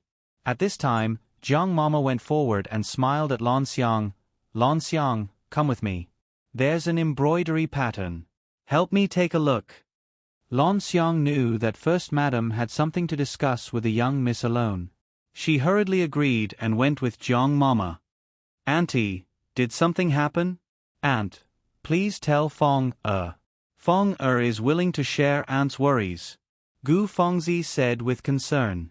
In front of me, she's really obedient and clever. Wang couldn't help but sigh in her heart. She's so much better than you may. Fong your mourning period will end next month, right? Wang sighed and asked. So it was about this. Gu Fengzi was happy, but her face darkened. She lowered her eyes and nodded lightly. Yes, I didn't think that half a year would pass in the blink of an eye. Fortunately, Aunt and Big Cousin took care of me. Otherwise, Fong wouldn't know what to do. When Fong mourning period is over, I'll definitely serve Aunt and Big Cousin well and repay Aunt and Big Cousin's kindness. If it was in the past, Wang would naturally be happy to hear her say that. But now, it sounded awkward. She thought to herself, repay? You've been bossing Fengju around, ordering him around as you please, and throwing a tantrum to torment him. Is that considered repaying? Cough. Wang coughed and sighed again. Aunt has thought about it. Fong, you're a good girl and also my niece. You've been by my side since you were young. Making you a concubine is a little unfair to you. Gu Fengzi was so happy that flowers bloomed in her heart. Being a concubine is unfair? Does that mean she's going to be a second wife? Great, that's great. That was what she had thought too. In the end, she was still her aunt. All these years of flattery and fawning on her were not in vain. She still remembered how good she was. Gu Fengzi's eyes flashed with pride. She lowered her eyes and said softly, Fong doesn't feel wronged. As long as I can stay by Aunt and Big Cousin's side, Fong doesn't feel wronged at all. In Fong-er's heart, Aunt is Fong-er's second mother. Fong-er, everything will be decided by Aunt. Of course, Gu Fengzi wouldn't be so foolish to reject such a good opportunity. Since her aunt was willing to let her be a second wife, then she would definitely go with the flow. She would also let the servants in the household open their eyes wide and see which side the wind was blowing in. Wang Shi smiled and said, Fong-er, Auntie and your eldest cousin will always be your family. If you have any grievances in the future, feel free to tell Auntie and your eldest cousin. We will help you. These words were a little puzzling. Gu Fengzi suddenly had a bad feeling in her heart. She smiled and nodded. Fong-er has always known that Aunt and Big Cousin are good to Fong-er. Naturally, I won't watch Fong-er suffer any grievances. But in this household, no one will let Fong-er suffer any grievances. Hearing her say that, Wang knew that she couldn't beat around the bush anymore. She said, Fong-er, Aunt thinks that it's better to arrange another marriage for you. You can be the first wife. What do you think? Wang's biggest characteristic was that when she spoke, she would beat around the bush too much. But when she was direct, she would be too direct. Often, it would cause people to be stunned. Gu Fengzi was like that at this moment. She was stunned and couldn't regain her senses for a long time. Aunt, what did you say? Gu Fengzi said in disbelief. You're saying that you're going to arrange another marriage for me? Aunt, I've already entered the Shi family's door. I'm already a member of the Shi family. How can I look for another family, Aunt? Gu Fengzi's expression turned mournful. She looked indescribably pitiful. Her heart was in a mess. Her aunt actually said that she was going to find another marriage for her? No, that definitely couldn't be. No matter how good the marriage was, could it be compared to the Shi family? Could it be compared to Big Cousin? Moreover, if that was really the case, then wouldn't all her previous efforts be for naught? Wouldn't it become a joke? No matter what, she couldn't accept such an outcome. Aunt. Gu Fengzi knelt in front of Wang with a plop. She pulled on her clothes and begged, Aunt, please don't chase Fong-er away. Fong-er's mother passed away early, and father was like that. Fong-er had no one to teach Fong-er since young. Luckily, Aunt has doted on Fong-er for so many years. If Fong-er did anything wrong, please teach Fong and Fong will change. Aunt, please don't chase Fong away. Fong can't bear to leave you and big cousin. Fong only wants to be together with you and live happily. Aunt. Gu Fengzi cried and pleaded. Wang was already soft-hearted, and Gu Fengzi's words hit her soft spot. She couldn't help but recall the little things that she had spent with Gu Fengzi over the years. Thinking back, when Gu Fengzi first came, she was still a skinny little girl. She had big black eyes and a timid expression on her face. She didn't dare to talk to others or play with others. She only stayed by her side and followed her wherever she went. Even when she was bathing, Gu Fengzi would move a small stool and wait outside the bathroom door, refusing to leave. Year after year had passed, and the little girl from back then had grown into a beautiful and enchanting young lady under her tutelage. Although she was no longer as dependent on her as when she was young, she was still very respectful to her and was as considerate as if she was her own daughter. Seeing Gu Fengzi crying like this, her heart wasn't made of iron. How could she harden her heart? Fong, quickly get up, quickly get up. Wang hurriedly bent down to help her up and scolded, "What are you doing? Don't be like this. Quickly get up and be obedient." Wang pulled Gu Fengzi up and sat next to her. She took out a handkerchief to wipe her tears. Fong, carefully think about Aunt's words. Aunt is really doing it for your own good. Your big cousin already has Wan Yang. You're such a good girl. Why do you have to wrong yourself? It's all my fault. If I had known earlier, I wouldn't have. It's too late to say anything now. Fong, don't worry. When you get married, Aunt won't treat you badly. No. Gu Fengzi's tears fell again. She looked at Wang with teary eyes and said, "Aunt, I just want to stay by your side and stay by big cousin's side. Aunt, I don't feel wronged. I really don't feel wronged. I beg you, please keep Fong." Wang could only sigh. She didn't know what to say.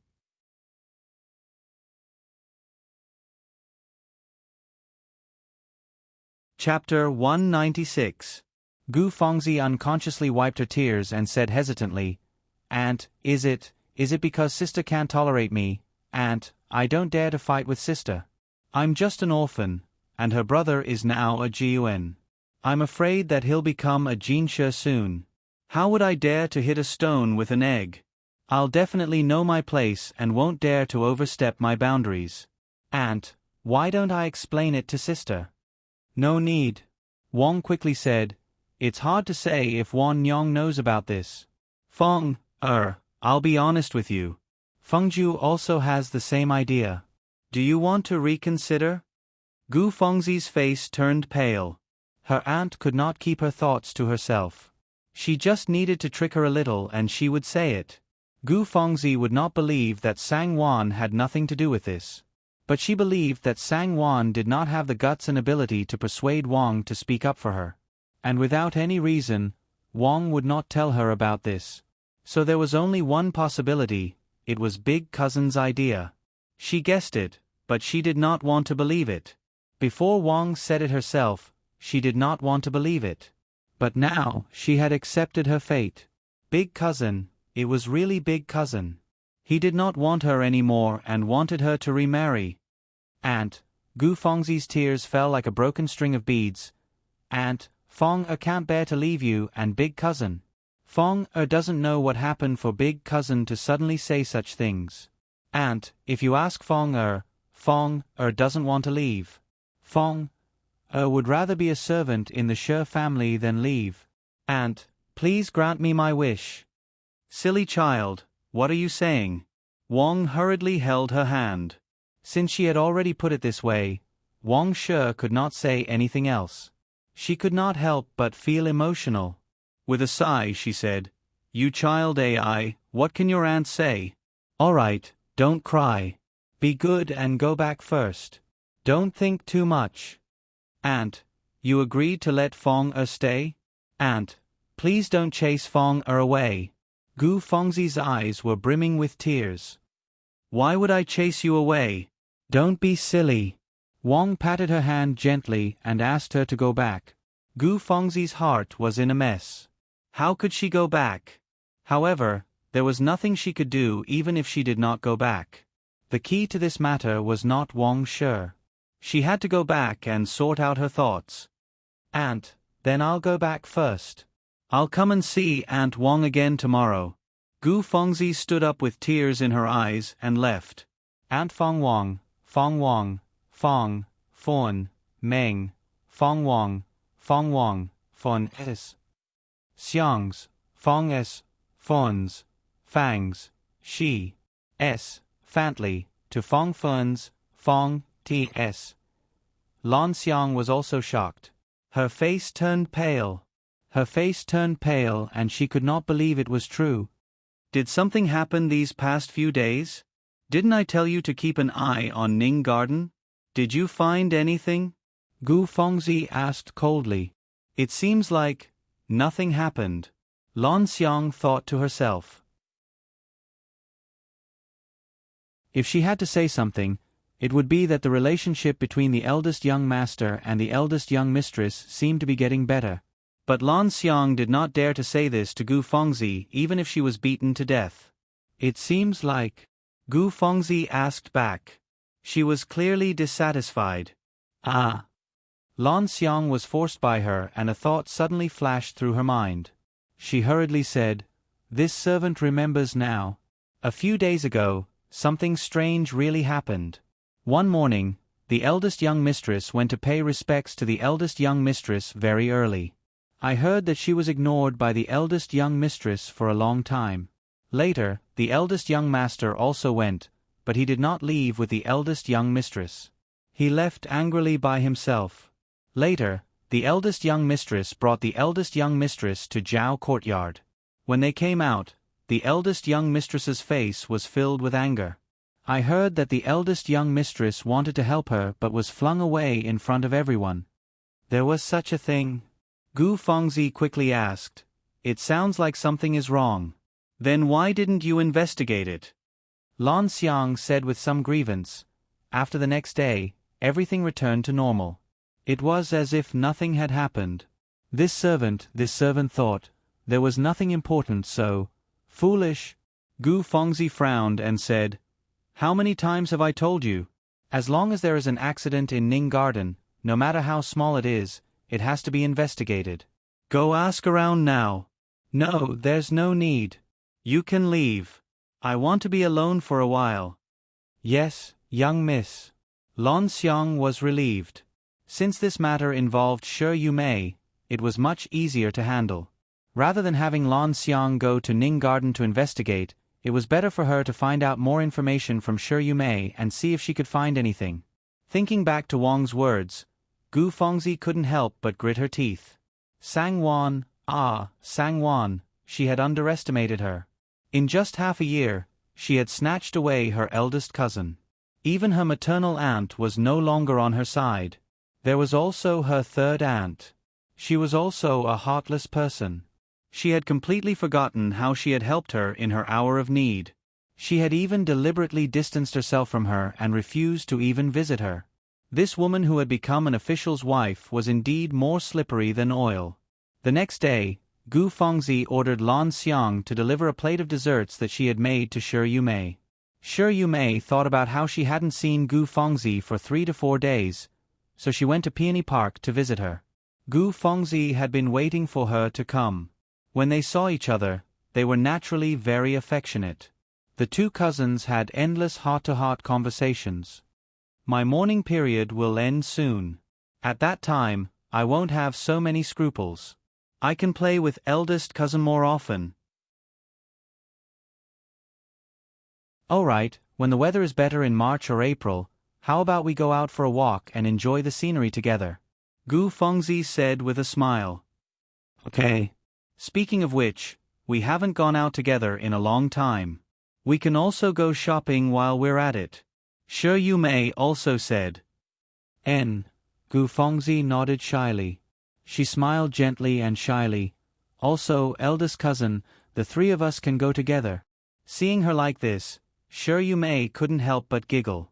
She teased, "Eldest cousin, when the time comes, you should call second brother husband." "Eldest cousin." Gu Fengzi pouted coquettishly, but her eyes were full of joy as she said, "Now, big cousin is my husband." "Yes, the two of you have been close since you were young. Seeing that you're about to get what you want, I really envy the two of you." Shi Yumei couldn't help but sigh. "Fengzi, you must be happy with Fengju." Gu Fengzi nodded. "My feelings for eldest cousin have never changed. It's just that, I just don't know if Sister Fengju." As she said that, her eyes dimmed and she sighed softly. Shi Yumei froze. For a moment, she didn't know how to comfort her. After a while, she sighed softly, "Fengzi, to be frank, I think Fengju really cares about Sangwon. I don't know what that last Sangwon did to make Fengju treat her so." Gu Fengzi's heart ached when she heard that. She wanted to follow along with Shi Yumei's words and scold Sangwon to vent her anger, but she still remembered the purpose of inviting Shi Yumei over today. She smiled bitterly and said, "We can't blame eldest cousin. With Sister Fengju's character, how can we blame eldest cousin for falling in love with her? I'm afraid there aren't many men in this world who wouldn't like her, right? I heard that a few days ago, Aunt Wang was angry with Sister Fengju and eldest cousin because of this. I wonder if that's true." Shi Yumei snorted. "Isn't that so? Mother also told me about this. That night, didn't Fengju bring Sangwon out to socialize with a few friends? When they returned, it was snowing a little. Fengju, that rascal, actually got off the carriage at the second gate and carried Sangwon back to Ning Garden. Coincidentally, I wasn't feeling too well that night, and Mother happened to come back from my place to visit me. Didn't we bump into each other?" Shi Yumei covered her mouth and giggled. "The next day, you didn't see how dark Mother's face was when she told me about it. Kiki, I really wanted to laugh, but I didn't dare to. I wanted to persuade her, but I didn't know how to. Fengju, that rascal, is like that. Actually, didn't he often do things for you in the past? Who cares if he wants to do it himself? Mother was too concerned about him." Gu Fengzi was shocked and angry. She subconsciously clenched her fists tightly. What did cousin Yumei say? She said that big cousin actually hugged Sangwon, that slut, in front of everyone, and even wanted to carry her back to Ning Garden from the second gate. He had never hugged her like that before. But he actually hugged Sangwon. When they were together, at most, they would look at each other affectionately. They rarely touched each other's skin. He had never even held her hand or kissed her. Because she had her reservations. She didn't want him to think that she was a woman who didn't respect herself. She wanted to maintain the best image in his heart. So, even if she had suffered a great grievance, she would only cry on his shoulder. And he would only gently pat her back. He never dared to touch her. But he was actually so intimate with Sangwon. Shi Yumei continued to sigh. "When I saw Mother like that, it was as if there was a thorn in her heart. If I didn't point it out, she wouldn't feel good. So I told her about your and Fengju's past to comfort her. Only then did she feel better and no longer think about it. But Fengju too, how can he still be so mischievous when he's already an adult? Fortunately, it was at night. If someone saw it during the day, it would really be embarrassing. And Sangwon too, she's a little too frivolous." If not for Sangwon's help on the night of New Year's Eve and her handling of the matter so well that not a single word was leaked out, Shi Yumei would have more or less owed her a debt of gratitude. By now, the word frivolous wouldn't be enough to describe her. Shi Yumei was well aware of the twists and turns in the inner courtyard. After all, the incident that night happened in the inner courtyard. If not for Sangwon's careful handling of the matter and deliberately leaking the news, the next day, the entire household would know that her eldest daughter was locked out of the courtyard by her own husband. By then, even if she wanted to investigate thoroughly, she wouldn't be able to trace it back to Sangwon. With Sangwon in charge of the household, how could she not have a channel to spread the news? Since that night, Shi Yumei's impression of Sangwon had changed. She even secretly asked herself, if she and Sangwon had swapped places that night, would she have been able to do what she did? The answer was no. It was already good enough that she didn't hit her when she was down. It was impossible for her to provide timely help. Gu Fengzi was dumbfounded. She faintly felt as if she had caught on to something.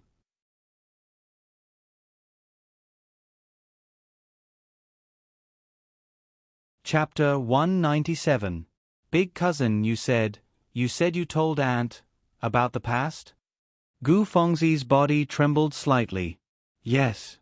Sure Yumei smiled and said, Fengju has been fooling around with you since he was young. Didn't he always help you with this and that? That's just his character. He was just fooling around, but mother took it seriously and said that she was so angry that she couldn't sleep the whole night. I really don't know what to say to her. She really dotes on Fengju too much. But Fengju isn't someone who doesn't know his limits. Now that he's grown up, he won't be like how he was when he was young. I tried to persuade mother for a long time. Gu Fengzi felt her body turn cold as if she had fallen into an ice cellar. She finally understood. No wonder her aunt's attitude towards her was a little strange. So that's why. Big cousin, oh big cousin, why did you bring up the past for no reason? Do you know that you've caused me to die? Gu Fengzi cried helplessly in her heart. She understood Wang much better than Shi Yumei. When Wang heard Shi Yumei's words, not only would she be angry with Sangwan, she would also be angry with her. Her imagination might even run wild. No wonder she said that she would find another marriage for herself. If it were in the past, even if big cousin had such an idea because of Sangwan, her aunt would never agree. But yesterday, those words came out of her mouth clearly. What's wrong with you? Why do you look so pale? Shi Yumei sighed to herself and finally realized that something was wrong with Gu Fengzi. No, it's nothing. Gu Fengzi forced a smile and shook her head. Shi Yumei, on the other hand, felt that she understood her in hindsight. She couldn't help but hold her hand and patted it gently before sighing, Don't think too much. Sangwan and Fengju's marriage was set by grandfather, and there's no way to change it. What's more, she's married now. Although Fengju treats her well, he doesn't treat you badly either.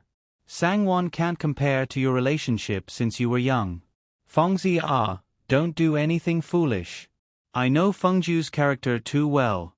As long as you don't do anything foolish, he will definitely not let you down. Cousin. Gu Fengzi realized that she had lost her composure and quickly regained her composure. She smiled and said, I understand, don't worry. Elder sister is eldest cousin's legal wife. How could I be so foolish as to scheme against her? It was only right for eldest cousin to treat her well. I'll be satisfied as long as I stay in the Shi family and stay by aunt and big cousin's side, really. I will remember my own identity. Shi Yumei felt gratified and sad at the same time. She smiled and chatted with Gu Fengzi for a while before leaving. Once Shi Yumei left, Gu Fengzi was so angry that she was almost speechless. Her face was as cold as ice.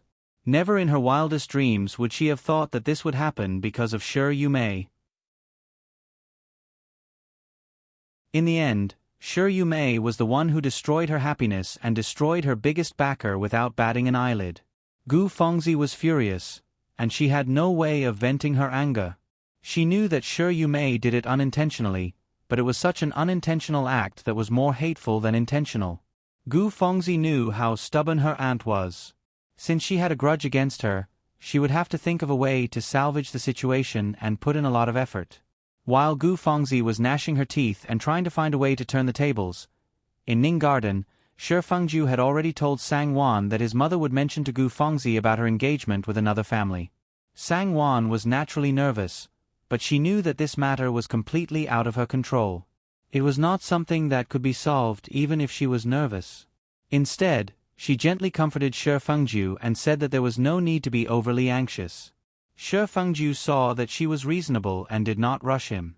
He felt gratified in his heart. After all, she was his wife and understood his difficulties. Gu Fengzi seized the opportunity to please Wang and show her filial piety. She did not mention anything about her departure, as if Wang had not said anything to her that day. Her expression was as calm as usual, and she did not deliberately fawn over her, nor did she feel anxious or aggrieved. Wang felt a little uncomfortable in her heart, but she quickly forgot about it. Gu Fengzi saw that the time was right, and intentionally or unintentionally, she began to talk about the past with Wang. She did not say much, but they were all on point. The rest was left for Wang to use her imagination and make connections. The main point was that when she was young and insensible, her eldest cousin had been so patient and magnanimous towards her. Even now, she was still very grateful to him. Wang listened and could not help but waver. She suddenly remembered that when her daughter told her about the past, she clearly did not think much of it.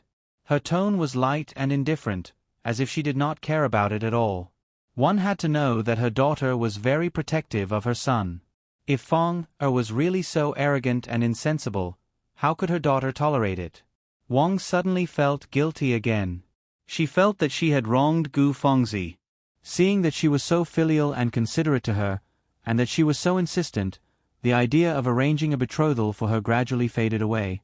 Gu Fengzi saw that she had achieved her goal and was overjoyed. She secretly sneered and tactfully did not say anything. She only cared about serving Wang wholeheartedly. She even hoped that Sangwan could not help but jump out and mention this matter again. At that time, it would be Sima Zhao's intention. Wang would take care of it, and there was no need for her to appear. Sangwan was naturally not stupid enough to attract suspicion for no reason. She only listened to Shi Fengju talk to her in private and did not know anything else. She also did not reveal anything in front of Wang. On the other hand, Shi Fengju could not help but ask his mother, "How is this matter going?"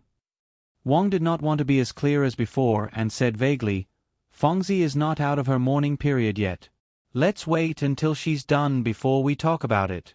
This matter is not something that can be settled in a short period of time." Shi Fengju was depressed. He thought to himself, how can a matter that can't be settled in a few words? He then said, "That's fine too. Mother, you can tell her slowly. I'll ask someone to find a suitable family. Otherwise, it'll be too late." Wang became anxious again after hearing that. "There's no hurry. Wait, let's talk about it later. Fengju Fengzi has lived in our house for so many years. In Mother's heart, she has long been a part of our family. If you suddenly want to send her away, Mother's heart will feel empty. Fengju, can't you think about it again? I think Feng is quite good. Didn't you like her so much in the past? Our family doesn't lack a bowl of rice, so let her stay." "Mother." Shi Fengju's expression changed. "No, I don't want to keep her." Wang finally sensed that something was amiss. Her expression became serious and she asked slowly, "Fengju, tell Mother honestly, what happened between you and Fengzi?" How could Shi Fengju say it? He frowned and said, "In short, don't ask. Mother, I'm serious. I can't accept her any more. She will leave sooner or later. Otherwise, I'll be harming her life." Shi Fengju turned and left after saying that. Wang did not return to her senses for a long time. Shi Fengju was very angry. He stared in the direction of Peony Park for a moment before walking over. Originally, he wanted to leave some dignity for her by letting his mother talk about this matter. In the end, his mother would make the decision and he would be the filial son who followed his mother's wishes. This way, whether it was outsiders or the people in the household, they would say that old mistress couldn't bear to see her suffer and made this decision. Young master was filial to his mother and followed his mother's wishes. Everyone would be happy. Since she didn't want this dignity, what harm was there in telling her face to face? "Big cousin, you're here." Gu Fengzi saw Shi Fengju appear in front of her and was unable to contain her joy. She quickly stood up and greeted him with a smile. The more she thought about it, the more she felt that she had done well. So it was really her aunt's problem. She must have helped her put in a good word for him. Otherwise, why would Big Cousin come to Peony Park? "Big Cousin, I didn't expect you to come. Lan Xiang, why aren't you pouring some tea?" Gu Fengzi happily reached out to grab Shi Fengju's arm. She smiled and gestured for him to take a seat while instructing Lan Xiang. Shi Fengju brushed her hand away without hesitation and took 2 steps back. He looked at her and said lightly, "There's no need to serve tea. Lan Xiang, go out. I have a few words to say to you. I'll leave once I'm done." "Big cousin, what's wrong?" The smile on Gu Fengzi's face froze, and her eyes were covered with tears. Shi Fengju saw her putting on an act again and felt disgusted. He frowned and said, "Cousin, there are no outsiders here. I won't beat around the bush with you. When your mourning period is over, I'll find you another good family to marry. You should be mentally prepared." "No." Gu Fengzi's tears rolled down as she said pitifully, "Big cousin, I don't want any good family. I only want to follow you. I only want to stay in the Shi family. Big cousin, you weren't like this in the past. How can you treat me like this? Don't chase me away. I don't want to leave the Shi family. I don't want to leave you and aunt." Shi Fengju said, "Cousin, I've said it before. There are no outsiders here.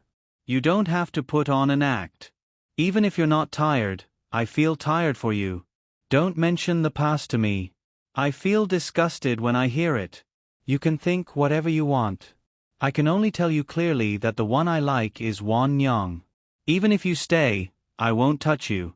Why do you have to do this?" Gu Fengzi stared at him in disbelief. Suddenly, she laughed coldly. "You admit it.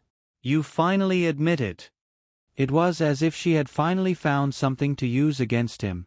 Shi Fengju was speechless, but he felt a sense of relief in his heart. He nodded and said calmly, "That's right, I admit it. You've finally gotten the answer you wanted. Are you satisfied now?" Gu Fengzi was stunned. That's right. Ever since Sang Wan entered the family, she had been asking Shi Fengju this question, forcing him to answer. He used to smile and say no, telling her not to think too much. But she had never believed it. She trusted her intuition and judgment more. But today, without her asking, he told her frankly that the one he liked was Sang Wan. Finally, the guess in her heart came true. The facts proved that her guess was right. She was right. But so what? It proved that she was right. At the same time, she knew clearly that she had lost him. Gu Fengzi was at a loss. She didn't know what kind of answer she wanted to get from this question that she had been brooding about.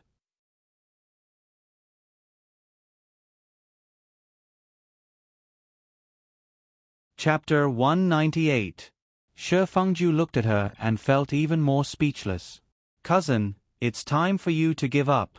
You didn't make a big fuss when you entered the Shi family, and nothing happened between us. With the Shi family's influence, it won't be a problem to find you a good family.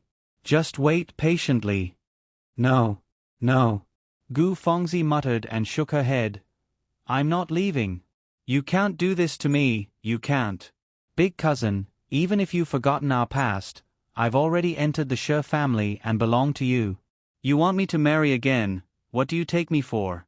Although I haven't studied much, I still understand the simple logic of a woman being faithful to her husband." Shi Fengju felt that she couldn't be reasoned with. His face turned cold. "You really think so? I really don't understand. Why do you have to do this?" Gu Fengzi lowered her eyes and sobbed without saying a word. Why? How could she be willing? She had worked so hard for more than 10 years and was about to reap the rewards. How could she be willing to give up now? If that's all you think, there's no need at all. I've said it before, nothing happened between us. You don't have to think so much. I can't. Gu Fengzi said with tears in her eyes. Big cousin, even if you've forgotten me, I can't forget you. I won't leave, even if you don't acknowledge me, it's fine. Just don't let me leave, all right? I beg you. Shi Fengju once again experienced Gu Fengzi's ability to pester him. Back then, it was because of her pestering that he had no choice but to welcome her into the family during her mourning period. Now, she was using the same trick again. Shi Fengju suddenly asked, "Why do you insist on staying in the Shi family?" Gu Fengzi's heart sank. Why? Of course, it was for him. She could only mutter, I really can't bear to. Shi Fengju shook his head mockingly. If you've really decided to do so, I can't say anything. When the time comes, you can choose any of the Shi family's villas. Either you get married, or you move out and live in a villa. You have 2 choices. Choose for yourself. Big cousin. Gu Fengzi suddenly stepped forward and grabbed Shi Fengju's sleeve. Why are you doing this to me? I've really changed. I promised you that I'd remember my identity. I'll definitely do it. Why are you still treating me like this? Can't you see that I've really changed? Eldest cousin. Shi Fengju shook off her hand and said indifferently, Is that so? But I don't think so.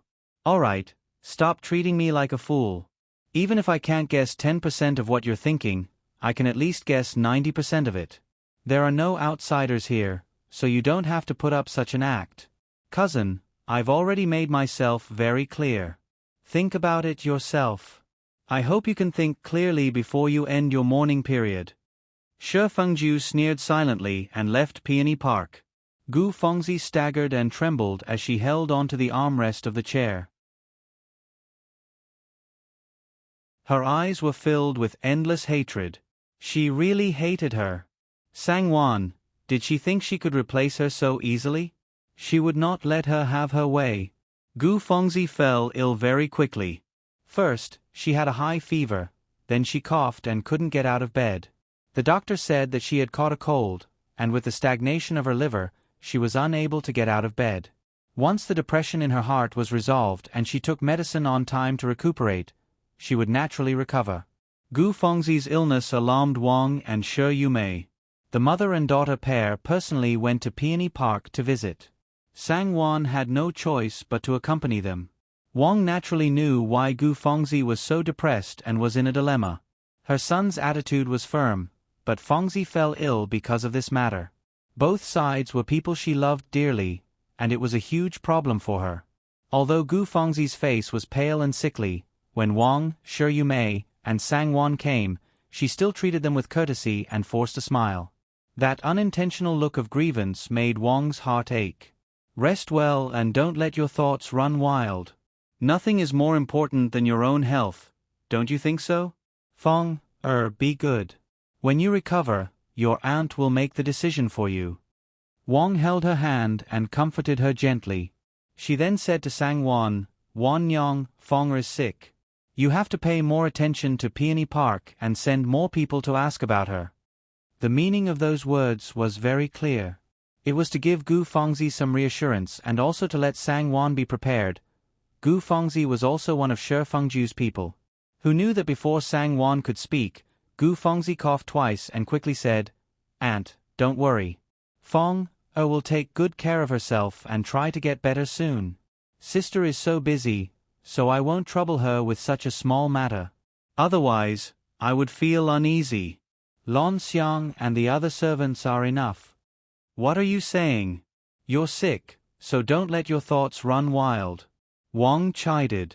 How could Gu Fengzi be willing to comply? She was so anxious that her face turned red. She was determined not to trouble Sangwon and only said that Lon Xiang was enough. Seeing that, Wang could only comply. Seeing that Gu Fengzi seemed to be relieved and gave her a grateful smile, Wang felt a little sour in her heart. Feng is really wronged. She's also become more sensible. Wang sighed and held Gu Fengzi's hand, not knowing what to say. Gu Fengzi forced a smile and said, I'm sick here, so I won't keep Aunt, Cousin Yujie, and Sister Yujie any longer. If my illness passes to you, Fengzi will feel even more apologetic. It'll be the first day of the second lunar month in a few days. I remember that every year, Aunt would go to Plum Blossom Temple to stay for a few days. It's a pity that Feng won't be able to accompany Aunt this year. Don't think too much. Aunt knows you're filial, but filial piety doesn't have to be in this. Have a good rest. When the time comes, Aunt will ask for a protective charm for you. Wang was touched to see that Feng was still concerned about her despite her illness. Thank you, Aunt. Gu Fengzi smiled weakly but gratefully. She then turned to Sangwon and said, Sister Yujie, this time Sister Yujie must accompany Aunt more. When the time comes, please help Sister Yujie kowtow a few more times to Bodhisattva. Don't worry. Sangwon forced a smile and nodded her head. After exchanging a few more words, everyone left. At the entrance of Peony Park, Shi Yumei suddenly called out to Sangwon and said faintly, Fengzi is already like this, where's Fengju? Why didn't he say anything about coming to see her? Sangwon felt depressed. Why are you asking me if he's coming or not? Enough. Wong frowned slightly. Her son had already told her that a few days ago, so why would he still come to see Feng-er? Wan Yang, go back and inform Fengju. Feng-er is also quite pitiful. Yes, mother. Sangwon agreed softly. Wong nodded and told her not to follow them. She went back with Shi Yumei. In the end, Sangwon sent her off before returning to Ning Garden. She passed on Wong's instructions to Shi Fengju. I think her illness is really serious. She looks so haggard. Sangwon said gloomily. Shi Fengju was annoyed and sneered. Isn't it easy to catch a cold and have a headache and fever at this time of the year? She really can bear to do it. Seems like I've underestimated her. Sangwon heard him and quickly stopped him from speaking. She said angrily, if other people hear you, won't they think you're cold and heartless? Shi Fengju snorted, I've always been cold and heartless. Why would I be afraid of others hearing me? Go and see her, she can dream on. I'd like to see how long she can stay sick for. If she can stay sick for the rest of her life, I'll give in to her. Sangwon stared blankly at Shi Fengju. For a moment, she was a little absent-minded. She couldn't help but think, in her previous life, when he talked about her, did he also have this cold and heartless expression? What's wrong? Shi Fengju saw that she was in a daze and couldn't help but hold her hand and squeeze it. His gaze became gentle as he looked at her. He chuckled and said, Don't worry, mother already knows what I mean. If I don't go and see her, mother won't blame you. But since she's sick now, this matter can only be brought up later. Wan Yang, give me some more time. Of course. Sangwon said with a smile, no one will force her to leave when she's in this state. You don't have to take this matter to heart. Just take it slowly. How could Gu Fengzi admit defeat so easily? Shi Fengju nodded and relaxed. Wan Yang, I'm relieved to hear you say that. Mother is going to Plum Blossom Temple on the first day of February. I'll have to go with her. I don't know how she prepared in the past. I'll have to ask Mama Lee and the stewards' wives. It's time to prepare. Sangwon said a few words with him and then stood up with a smile. Shi Fengju said with a smile, then I'll go to third uncle's place to sit. You can go do what you need to do. He changed his clothes and left. In Peony Park, although Gu Fengzi's face was still haggard and she was lying on the bed in a daze, the look in her eyes was cold. Pretending to be sick was just a pretense. She wanted to use this to get rid of suspicion. You must ask our San to contact young Master Hong. Just do what I just taught you. Remember, don't forget. Gu Fengzi stared at Lan Xiang. Lan Xiang was taking on the task for the first time, so she couldn't help but feel a little nervous. She subconsciously touched the 50 taels banknote and couldn't help but ask, Young miss, do you really want to do this? What? You don't want to help me? This servant doesn't dare. Lan Xiang hurriedly knelt down. Get up. Then go. Gu Fengzi sneered. I'm just asking you to pass on a few words. What does it have to do with you? Yes, this servant understands. Lan Xiang slightly relaxed her breath. On the first day of the second lunar month, Sangwon, Shi Yumei, and Shi Lian accompanied Wang and the maidservants to the carriage to Plum Blossom Nunnery. Every year on this day, Wang would bring her daughters to Plum Blossom Nunnery to pray for her dead husband and for her children's family. The abbot of Plum Blossom Nunnery, Abbot Su Heng, was very familiar with Wang. The nunnery had already made preparations a few days ago. 2 days ago, Sangwon sent someone to make arrangements. When Wang and the others arrived, everything was ready. Abbot Su Heng personally came out to welcome them. After greeting each other, they entered the Qingqiu courtyard where Wang and the others were staying. After settling down, Wang brought her daughters and daughters-in-law to the nunnery to pray to Bodhisattva. Then, they went to Abbot Su Heng's room to talk. From the next day onwards, Wang would be accompanied by Abbot Su Heng in the side hall of the nunnery to pray and listen to Abbot Su Heng talk about Buddhism. They would return home after 3 days. Sang Wan and the others only accompanied Wang on the first day. The next day, Wang sent them out.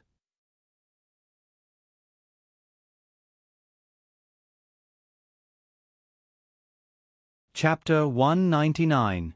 On the last day, when Sang Wan was having a vegetarian meal, Luya casually asked if there was any good scenery in the temple. The nun who delivered the meal smiled and said, "Even if Miss didn't ask, I was going to tell you. Since our place is called Plum Blossom Temple, the plum blossoms are naturally the best. There are dozens of mu of plum blossoms planted behind the temple. Our place is cold, so it's just right for them to bloom at this time. It's like a sea of fragrant snow. Young mistress, since you're here, it's a pity that you don't go take a look. Why don't I bring young mistress for a walk later?"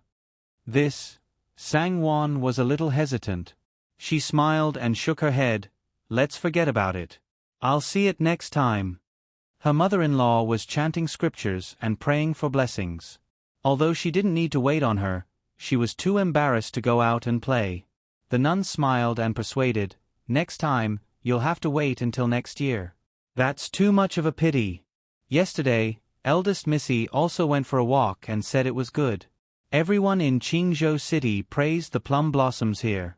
They all said that they bloomed better than other places and that they were more spirited." Luya was also tempted and couldn't help but persuade from the side. The nun also said one sentence after another. Sang Wan was gradually persuaded. After the meal, the master and servant went with the nun. "Young mistress, look, it's over there." After walking for a while, the nun pointed at the faint red clouds in front of them and said with a smile. Sang Wan and her servant followed her finger and found that it was true. They smiled and nodded. When they were almost there, a little nun came out of nowhere and said something to the nun who was leading the way while panting. The nun who was leading the way was slightly startled. She smiled at Sang Wan and her servant and said, "Something happened in the temple. Young mistress, you can go around here and go out the back door. I'll take my leave first. Thank you for your trouble." Sang Wan nodded and smiled. She and Luya continued to move forward. After exiting through the back door, the plum blossom forest was right in front of his eyes. Bursts of elegant floral fragrance assaulted his nostrils, refreshing his mind. The sea of flowers was boundless, with clusters of flowers swaying in the wind. There were red, pink, and white flowers, and it was very lively. "Ma'am, the plum blossoms are indeed blooming beautifully. It's really beautiful." Luya smiled and praised. "Maybe it's because I'm close to the Bodhisattva, so I've also been affected by some spiritual energy." Sang Wan joked. Hee, sister-in-law, you're right. When I heard it, I also understood a little." A young girl wearing a light yellow dress flashed out from the side with a smile, holding 2 plum blossoms in her hands.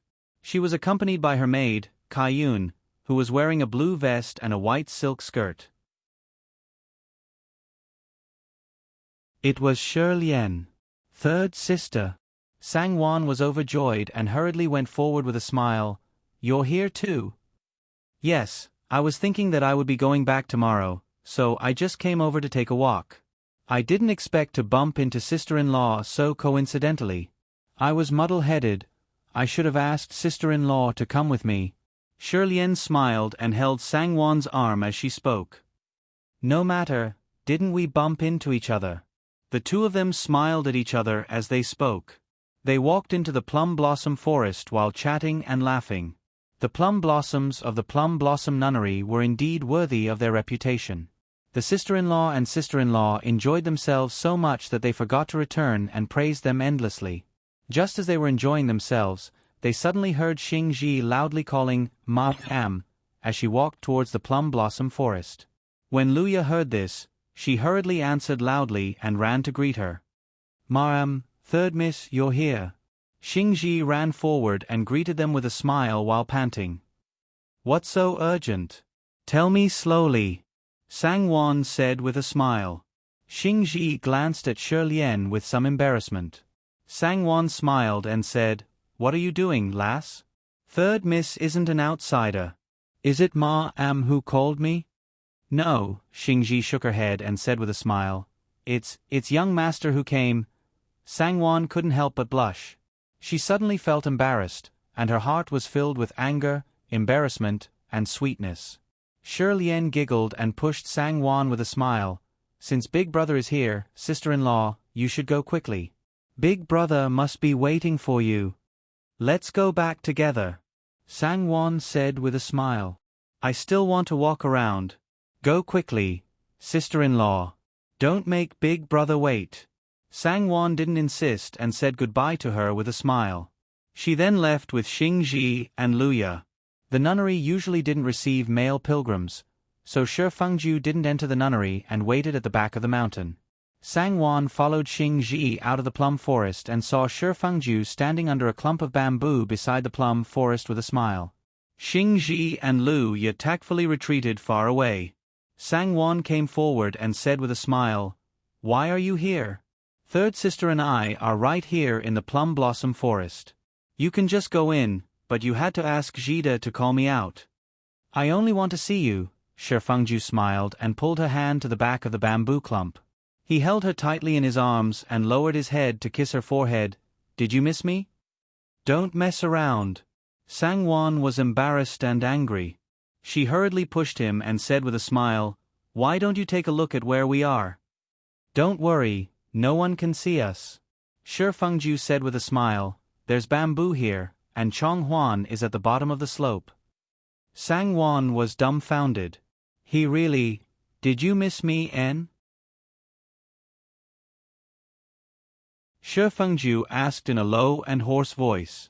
He had only been away from her for 2 days, but he felt that something was wrong. During the day, he didn't have the heart to work at the business, and when he returned home, he couldn't sleep well. So he simply left the city to chase after her. At this moment, he held her in his arms and lowered his head to kiss her. His restless heart gradually calmed down. En. Sangwon nodded shyly and buried her head in his chest, not daring to raise it. Wan Nyang. Shi Fengju called out in a low voice. He lifted her chin and kissed her deeply. Sangwon subconsciously cried out, but her voice was swallowed by him. She couldn't help but wrap her arms around his waist and raise her head to receive his kiss. After a long time, the two separated. Shi Fengju's slightly calloused fingers gently rubbed her tender and alluring red lips. He said in a low and hoarse voice, Wan Nyang, I can't sleep without you. When we go back, you have to compensate me. Sangwon angrily punched him and said, Don't you know where we are? You're talking nonsense again. If mother finds out, she'll tear me apart this time. Shi Fengju smiled and pulled her into his arms. Bodhisattva only cares about the nunnery. She can't care about the outside world. What's there to be afraid of? Mother doesn't have time to tear you apart right now. Don't worry. Sangwon giggled. We're going back tomorrow. There's no need for you to make this trip. Let's go back quickly. The sun in early spring isn't very warm. It'll be cold on the road later. I'll stay with you for a while longer. There's no harm in staying at a nearby farm tonight. Tomorrow, we can go home together. Shi Fengju specially came for her. How could he be willing to leave now? When Sangwon heard him say this, she didn't try to persuade him anymore. The two of them hugged each other and talked privately. Eldest young master. Eldest young mistress. Not good. Not good. Xingji's anxious voice suddenly sounded. Shi Fengju and Sangwon were both startled. What's wrong? The two of them came out together. Shi Fengju's expression was obviously not very good. He glared at Xingji with dissatisfaction. It was spring.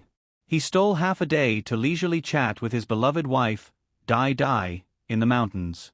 Now that they were inexplicably disturbed, he was already very tolerant of her by not chasing her away. It's third young mistress. Third young mistress. Third sister, what's wrong? Take us to her quickly. Sangwon couldn't help but change her expression. Shi Lian couldn't have fallen or been bitten by some poisonous snake or insect, right? That would be troublesome. Eldest young mistress, don't go. Xingji hurriedly stopped Sangwon and braced herself to say, It's It's just that a young master suddenly broke in from nowhere and was pestering 3rd Mississippi. Luya and I heard it and rushed over to report it. Luya also went to protect 3rd Mississippi. I don't know how she is now. Preposterous, Shi Fengju said coldly. Which direction is it? Xing Ji hurriedly pointed out the direction. Shi Fengju then said to Sang Wan, you and Xing Ji quickly return to the temple. I'll go and take a look. Be careful. Don't let 3rd sister suffer. Sang Wan hurriedly nodded. It was naturally inconvenient for her to follow. I know. You go back quickly. Shi Fengju turned around and hurriedly went in the direction that Xing Ji pointed out. Eldest young mistress, let's go back quickly. Xing Ji didn't want to stay outside for a moment longer. She was even more afraid that there might be some bad rumors that would affect Sang Wan. The master and servant pair still went in from the back door, but they didn't go far. They just stood in the small garden and anxiously waited for the news. Sang Wan didn't take Xing Ji's worry to heart. She had been with Shi Fengju all this time, and Shi Fengju was the best witness. How could there be any rumors about her? Not long after, Luya and Kai Yun came in with Shi Lian, whose clothes and hair were slightly messy. Sang Wan saw them and felt relieved. Sister-in-law, Shi Lian called out to her. She couldn't help but cry again. Sang Wan softly comforted her. She ordered Luya, Xing Ji, and the others to help her to the small garden and tidy her clothes and hair. Then, she went out to see Shi Fengju. 3rd sister, are you okay? Sang Wan asked in a low voice. I'm fine. Shi Fengju shook his head and said softly, don't let mother and the others know about this. You should go back to the room and rest. I'll tell you the details when we get back. Go in quickly. This time, there was no need for Sang Wan to urge him. He knew how to tell her to leave quickly. Seeing that this place had become a place of trouble, Sang Wan didn't want to stay any longer. She nodded and said, you should go back quickly. Be careful on the road. I'll go back with mother and the others tomorrow. Shi Fengju smiled and agreed. Seeing her go in, he slowly left. Thinking of what happened just now, his face turned cold. Although Shi Lian wasn't his biological sister, she was still the young lady of the Shi family. Hong Shi, that bastard, don't think that the Shi family is afraid of him just because he's the son of the prefectural magistrate. After Sang Wan coaxed Shi Lian, the group went back to their rooms to rest as if nothing had happened. Luya was also quiet. She and Xing Ji quietly served Sang Wan and no longer dared to mention going out for a walk. She couldn't help but feel lucky. Fortunately, young master suddenly came and called young mistress over. Otherwise, who knows who would meet young master Hong. Young mistress was born better than 3rd Missy. Her temperament was also more outstanding. That young master Hong was obviously a lecher. The more Sang Wan thought about it, the more depressed she felt. However, she was worried that the walls might have ears and it would be inconvenient to ask Luya and Xing Ji about it. Thus, she endured it. The next day, when the group left, Shi Lian's expression and behavior were completely normal. When Sang Wan looked at her, she even nodded and smiled. Sang Wan was relieved. When they returned to the residence, Wang ordered them to disperse.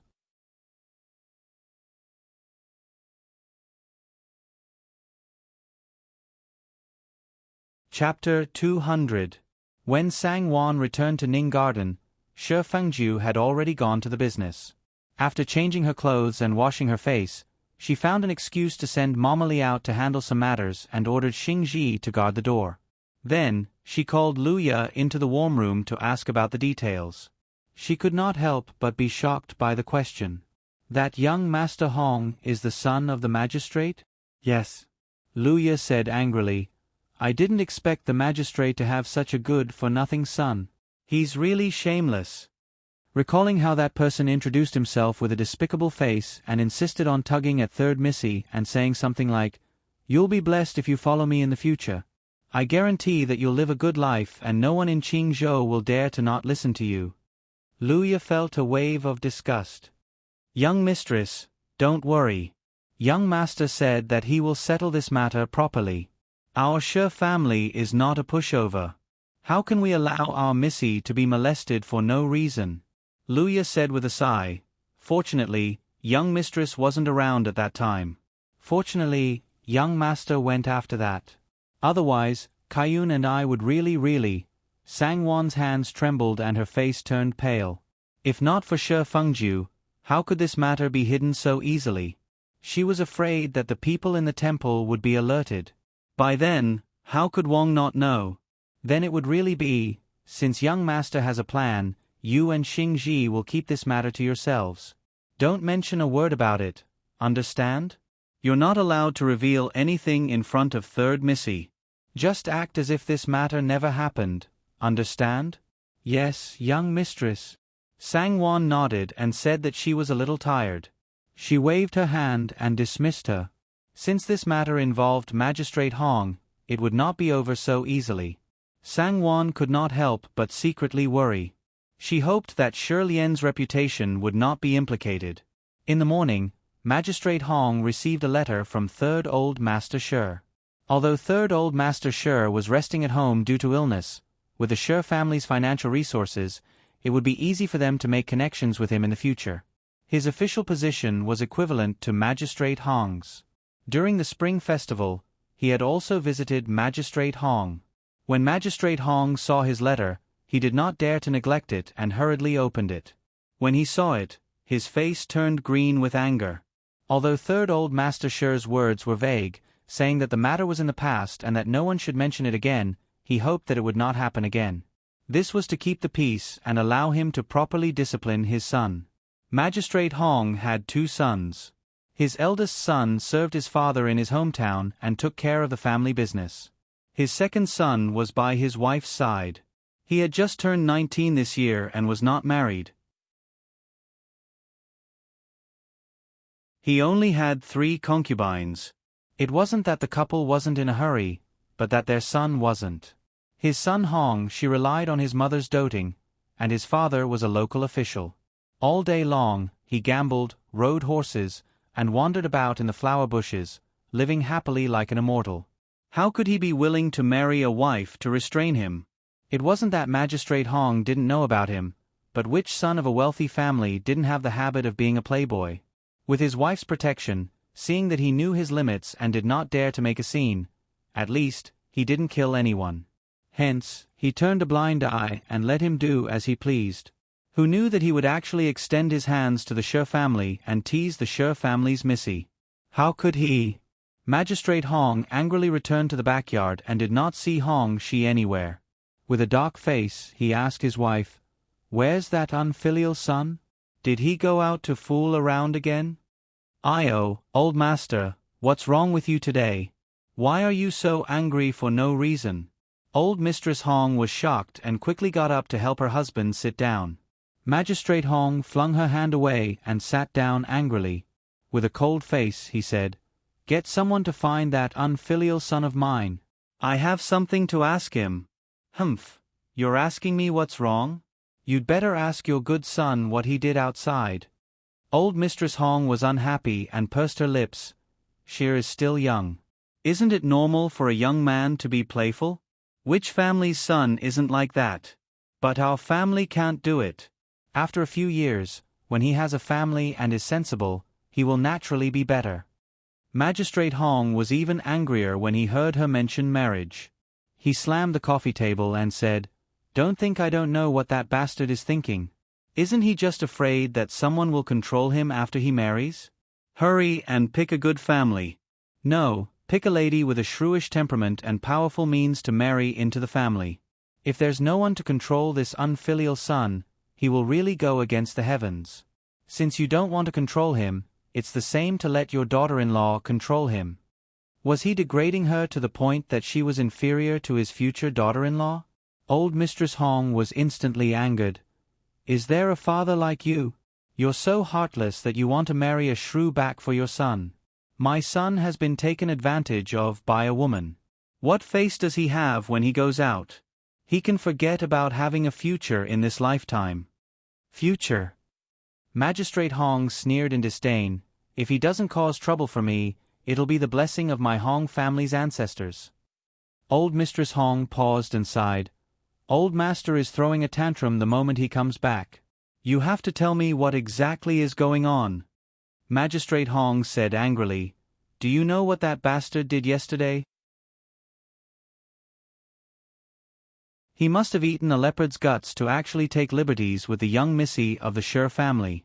I was just transferred here in the second half of this year and haven't gained a firm foothold yet. How can I have a strained relationship with the local people? The Sher family is a large taxpayer and their third master is also an official in the imperial court. The Sher family's eldest young mistress's brother is Jiuan. I'm afraid that he might become the top scholar in the imperial examinations soon. Even I have to be polite when meeting the Sher family's old master and young master. Yet, he actually dared to take liberties with an unmarried young missy. Isn't this causing trouble for me? Third Old Master Sher's letter arrived early this morning. So it's about this matter. Who knew that old Mistress Hong's eyebrows did not even twitch after hearing it? She smiled lightly and said, I was wondering what made old Master so angry. She has already told me about this matter. What did you say? Magistrate Hong widened his eyes in disbelief. You already know about it, he said angrily. Since you knew about it, why didn't you tell me earlier? He was so angry that he could not help but scold his unfilial son again. This time, other than anger, he felt a little sour.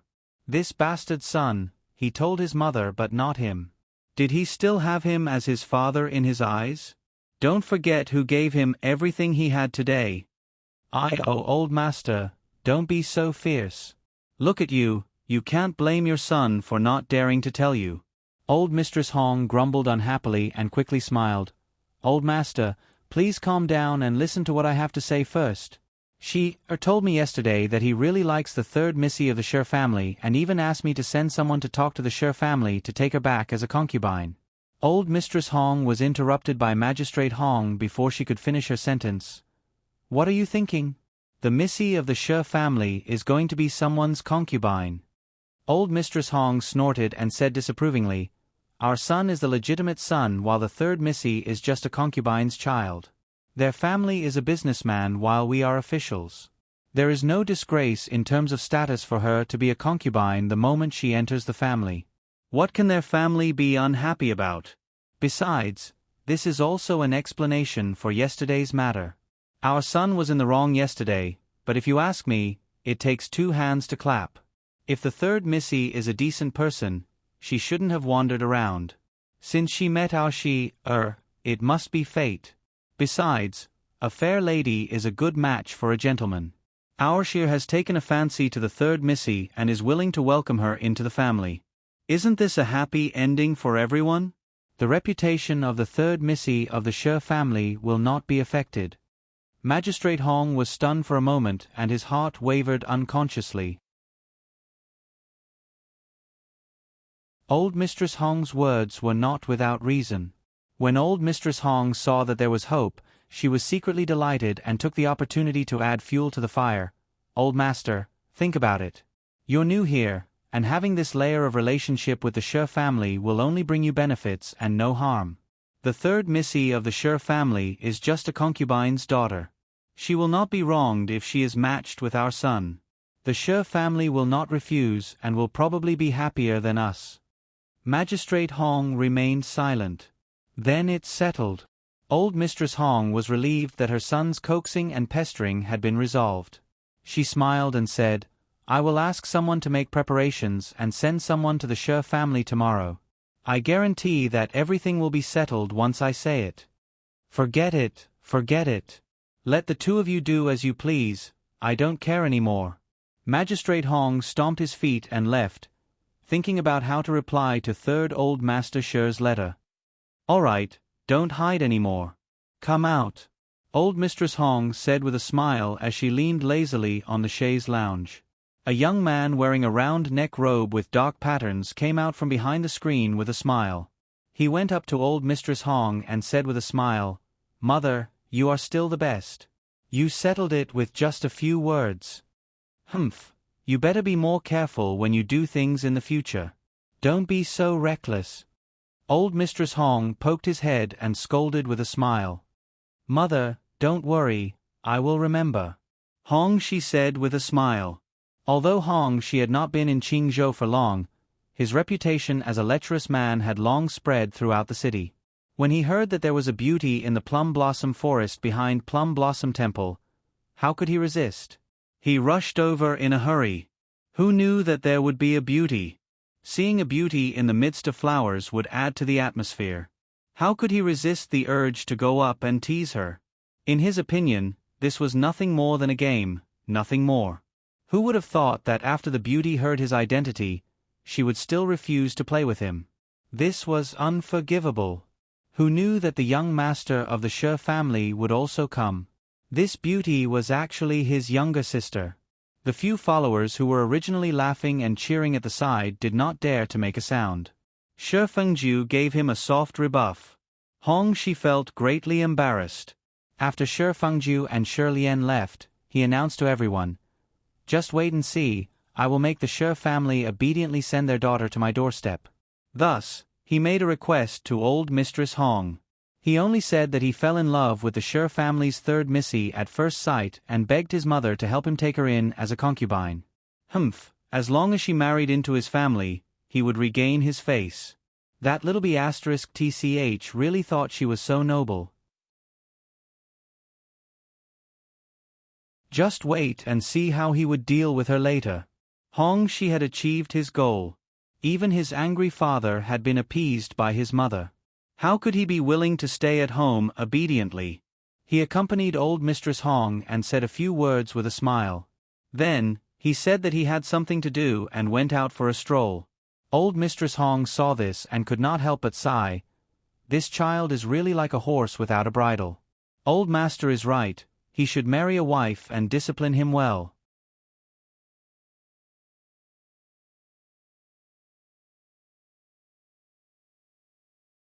Chapter 201. The next day, Nanny Ning from Madame Hong's residence brought her two daughters-in-law to the Shi residence to talk about this matter. Wang heard that someone from the prefect's residence had come. She thought that the prefect's wife was holding a banquet and didn't think much of it and asked them to come in. Who knew that after Nanny Ning greeted her, she mentioned Shi Lian's marriage to her, which made Wang a little unprepared. Why did Madame Hong suddenly think of this? Wang couldn't help but laugh. She didn't think that Madame Hong's suggestion of letting Shi Lian marry Shi Lian as a concubine was unfair to her. They were officials, and Shi Lian, a concubine's daughter, wanted to be the wife of their legitimate son. Marrying Shi Lian as a concubine was already thinking highly of her. This is also fate. Nanny Ning said with a smile, "Did Madame bring the young ladies and grannies to Plum Blossom Temple 2 days ago? Our young master happened to pass by that day and saw the plum blossoms behind the mountain, so he went up the mountain to take a look. He saw your young lady from afar in the plum blossom forest and couldn't stop thinking about her. He couldn't forget her when he went back, so our madam sent the old slave to talk about it. Rest assured, Madame Hong, our madam is very good. Our second young master hasn't married yet. Your young lady will be a concubine as soon as she marries into our family, just like a proper young mistress. Your young lady will definitely not be wronged." Nanny Ning's face was full of smiles. She had already discussed this with Madame Hong, so it was very smooth to say. She thought that Wang would definitely agree with her words, but unexpectedly, Wang's face slightly stiffened. At Plum Blossom Temple, "Young Master Hong has seen our third daughter?" Wang asked with a forced smile. "Yes." Nanny Ning said with a smile, "That's why I say this is fate." Haha, this is exactly what the saying, "Those who are fated to meet from 1,000 miles away" means. Mrs. Hong and Mrs. Ning didn't know that Shi Fengju and Sang Wan were hiding it from Wang. Wang didn't know anything about it. They felt that by saying this, they would show that the Hong family was willing to take responsibility for this matter. Wang would definitely heave a sigh of relief and be more satisfied with them. Who knew that this would give Wang a huge shock? Wang was both shocked and angry. She thought to herself, that wretched girl is really not a good person, always causing trouble. In the past, when she was in the manor, she didn't like to wander around. Why did she become wild the moment she went out? What was he doing in the plum blossom forest? It even attracted the attention of the young master of the Hong clan. Although he only saw it from afar, if this matter were to spread out, who knew what kind of rumors would spread? It was even possible for it to become a private affair. What a disgrace to the sect! At this time, Wang just wanted to call Shi Lian over and interrogate her carefully. How could she be in the mood to say anything else? She smiled and said, "This matter, it is your madam who is considerate. I don't know if our third daughter is so lucky. How about this? I will give your madam an answer in a few days. This is a big matter of marriage. It should be carefully considered." Although Mrs. Ning was very disappointed, she still smiled and said, "How about this? 3 days later, the old slave will come to hear your answer. What do you think?" "Okay." 3 days later. Wang nodded with a smile and ordered people to see her out. After sending Mrs. Ning away, Wang's face darkened. She ordered people to invite Shi Lian over. Shi Lian was frightened in the plum blossom forest. The more she thought about it, the more scared she was. Ri Zhong was like a bird startled by the twang of a bough and felt uncomfortable. When she heard Xiao Chun say that her official mother wanted to see her, she was so scared that her face turned pale. "I will change my clothes and come over. Sister Xiao Chun, go back and report to mother first." Shi Lian quickly smiled and said, "Then I will go first. Third miss, be quick." Xiao Chun smiled and said goodbye. Shi Lian held Kai Yun's hand tightly and ordered, "Quickly find a suitable person to tell sister-in-law that mother wants to see me. Go quickly." Kai Yun was also anxious. Hearing this, she nodded happily and said, "Yes, miss, you should change your clothes first. This servant will ask someone to go. Young mistress will not leave you alone." The master and servant hurriedly packed up, calmed down, and calmly went to Wang. Wang was waiting in the warm room. When Shi Lian arrived, Xiao Chun directly took her in and then left to guard the door. Only Nanny Jiang was waiting inside. "Shameless thing, kneel down." Wang gritted her teeth and shouted, "Mother." Shi Lian knelt in front of Wang and said with tears in her eyes, "I don't know what I did wrong to make mother so angry. I am unfilial. Mother, please tell me." "You still have the face to ask me." Wang sneered and said, "Pretend, I see you pretend. You shameless thing. What happened that day in the plum blossom forest behind Plum Blossom Temple?" When Shi Lian heard that it was indeed this question, she suddenly blacked out and almost fainted. Before Sang Won came, how could she dare to say anything? Moreover, that kind of thing could not be said out loud. Shi Lian's face was suddenly full of tears. She only lowered her head and sobbed, not saying anything. "What are you crying for? Disappointing thing, quickly tell me, who did you meet in the plum blossom forest that day?" Wang said angrily, "I don't know who it was." Shi Lian cried and said, "I really don't know who it was." Shi Lian secretly complained in her heart and only hoped that Sang Wan would come quickly to save her. How could Wang believe her? She desperately asked, but Shi Lian gritted her teeth and refused to say anything. Wang saw that she couldn't get anything out of her and assumed that young Master Hong had only seen her from afar. Presumably, she still didn't know. Thinking this, her expression eased, but she still scolded her and ordered her to obediently stay in the room and not go out again. Shi Lian hurriedly agreed as if she had been pardoned. Wang saw that she was still kneeling in front of her, so she looked at her and said, "What are you still doing here? Hurry up and go back to your room. Copy the Admonition for Women and Principles for Women for me 30 times each. 3 days later, have someone bring them to me. Go." She passed the test just like that? Shi Lian was a little surprised, but when she came back to her senses, she hurriedly bowed her head and agreed. She slowly got up and left. Coincidentally, when the person Kai Yun sent to deliver the message arrived at Ning Garden, Sang Wan had something to do and went out. When she came back and heard about it, she knew it was bad and hurriedly rushed to Wang's place. On the way, she happened to run into Shi Lian and Kai Yun, who were returning to Fu Chu Pavilion. "Third sister," Sangwon called out and stepped forward.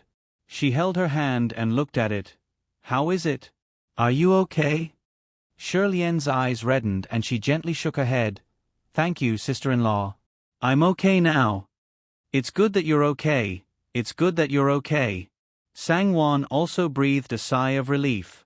She couldn't help but wonder why her mother-in-law let Shirlian out so quickly. Shirlian seemed to have seen through her thoughts and said softly, I don't know what happened either. I didn't say anything and mother just scolded me for a while before ordering me to go back and copy the precepts for women. She then smiled and said, This is already the best outcome. At least, it's much better than what I expected. Paper can't wrap fire. Shirlian knew that although her brother and sister-in-law helped to hide it, she was afraid that her mother would find out sooner or later. If she had known, she would have been scolded and freed. Sangwon smiled and gently patted her hand. Forget it. Don't take it to heart. Go back and have a good rest. And Shirlian smiled gratefully and said goodbye to her sister-in-law. Sangwon was already halfway there. Although Shirlian was fine, she couldn't just leave like this. She still had to go to Wang's place. When Wang saw her, she couldn't help but complain about her, saying that she didn't look after Shirlian. Sangwon knew that she was here to be scolded. She listened obediently and didn't dare to cry out. Wang was just venting her complaints. How could she really do anything to Sangwon? After venting her anger, she sighed and said, You came just in time. There's something I want to tell you. Sit down and listen slowly. Yes, mother, if you have any orders, just say it. Sangwon agreed with a smile and sat down carefully. Wang then told her about the people from the Hong mansion. She then said, What do you think of this marriage? Mother Ning said that she would come back in 3 days. Sangwon was stunned. Why was what Mother Ning said completely different from what Luya said? Shirlian didn't say anything in front of her mother. No wonder her mother just scolded her lightly and then let it go. If she knew the truth from Luya's mouth, she probably wouldn't let it go so easily. She probably thought that young Master Hong only glanced at Shirlian from afar and Shirlian didn't know his existence at all. Why are you in a daze?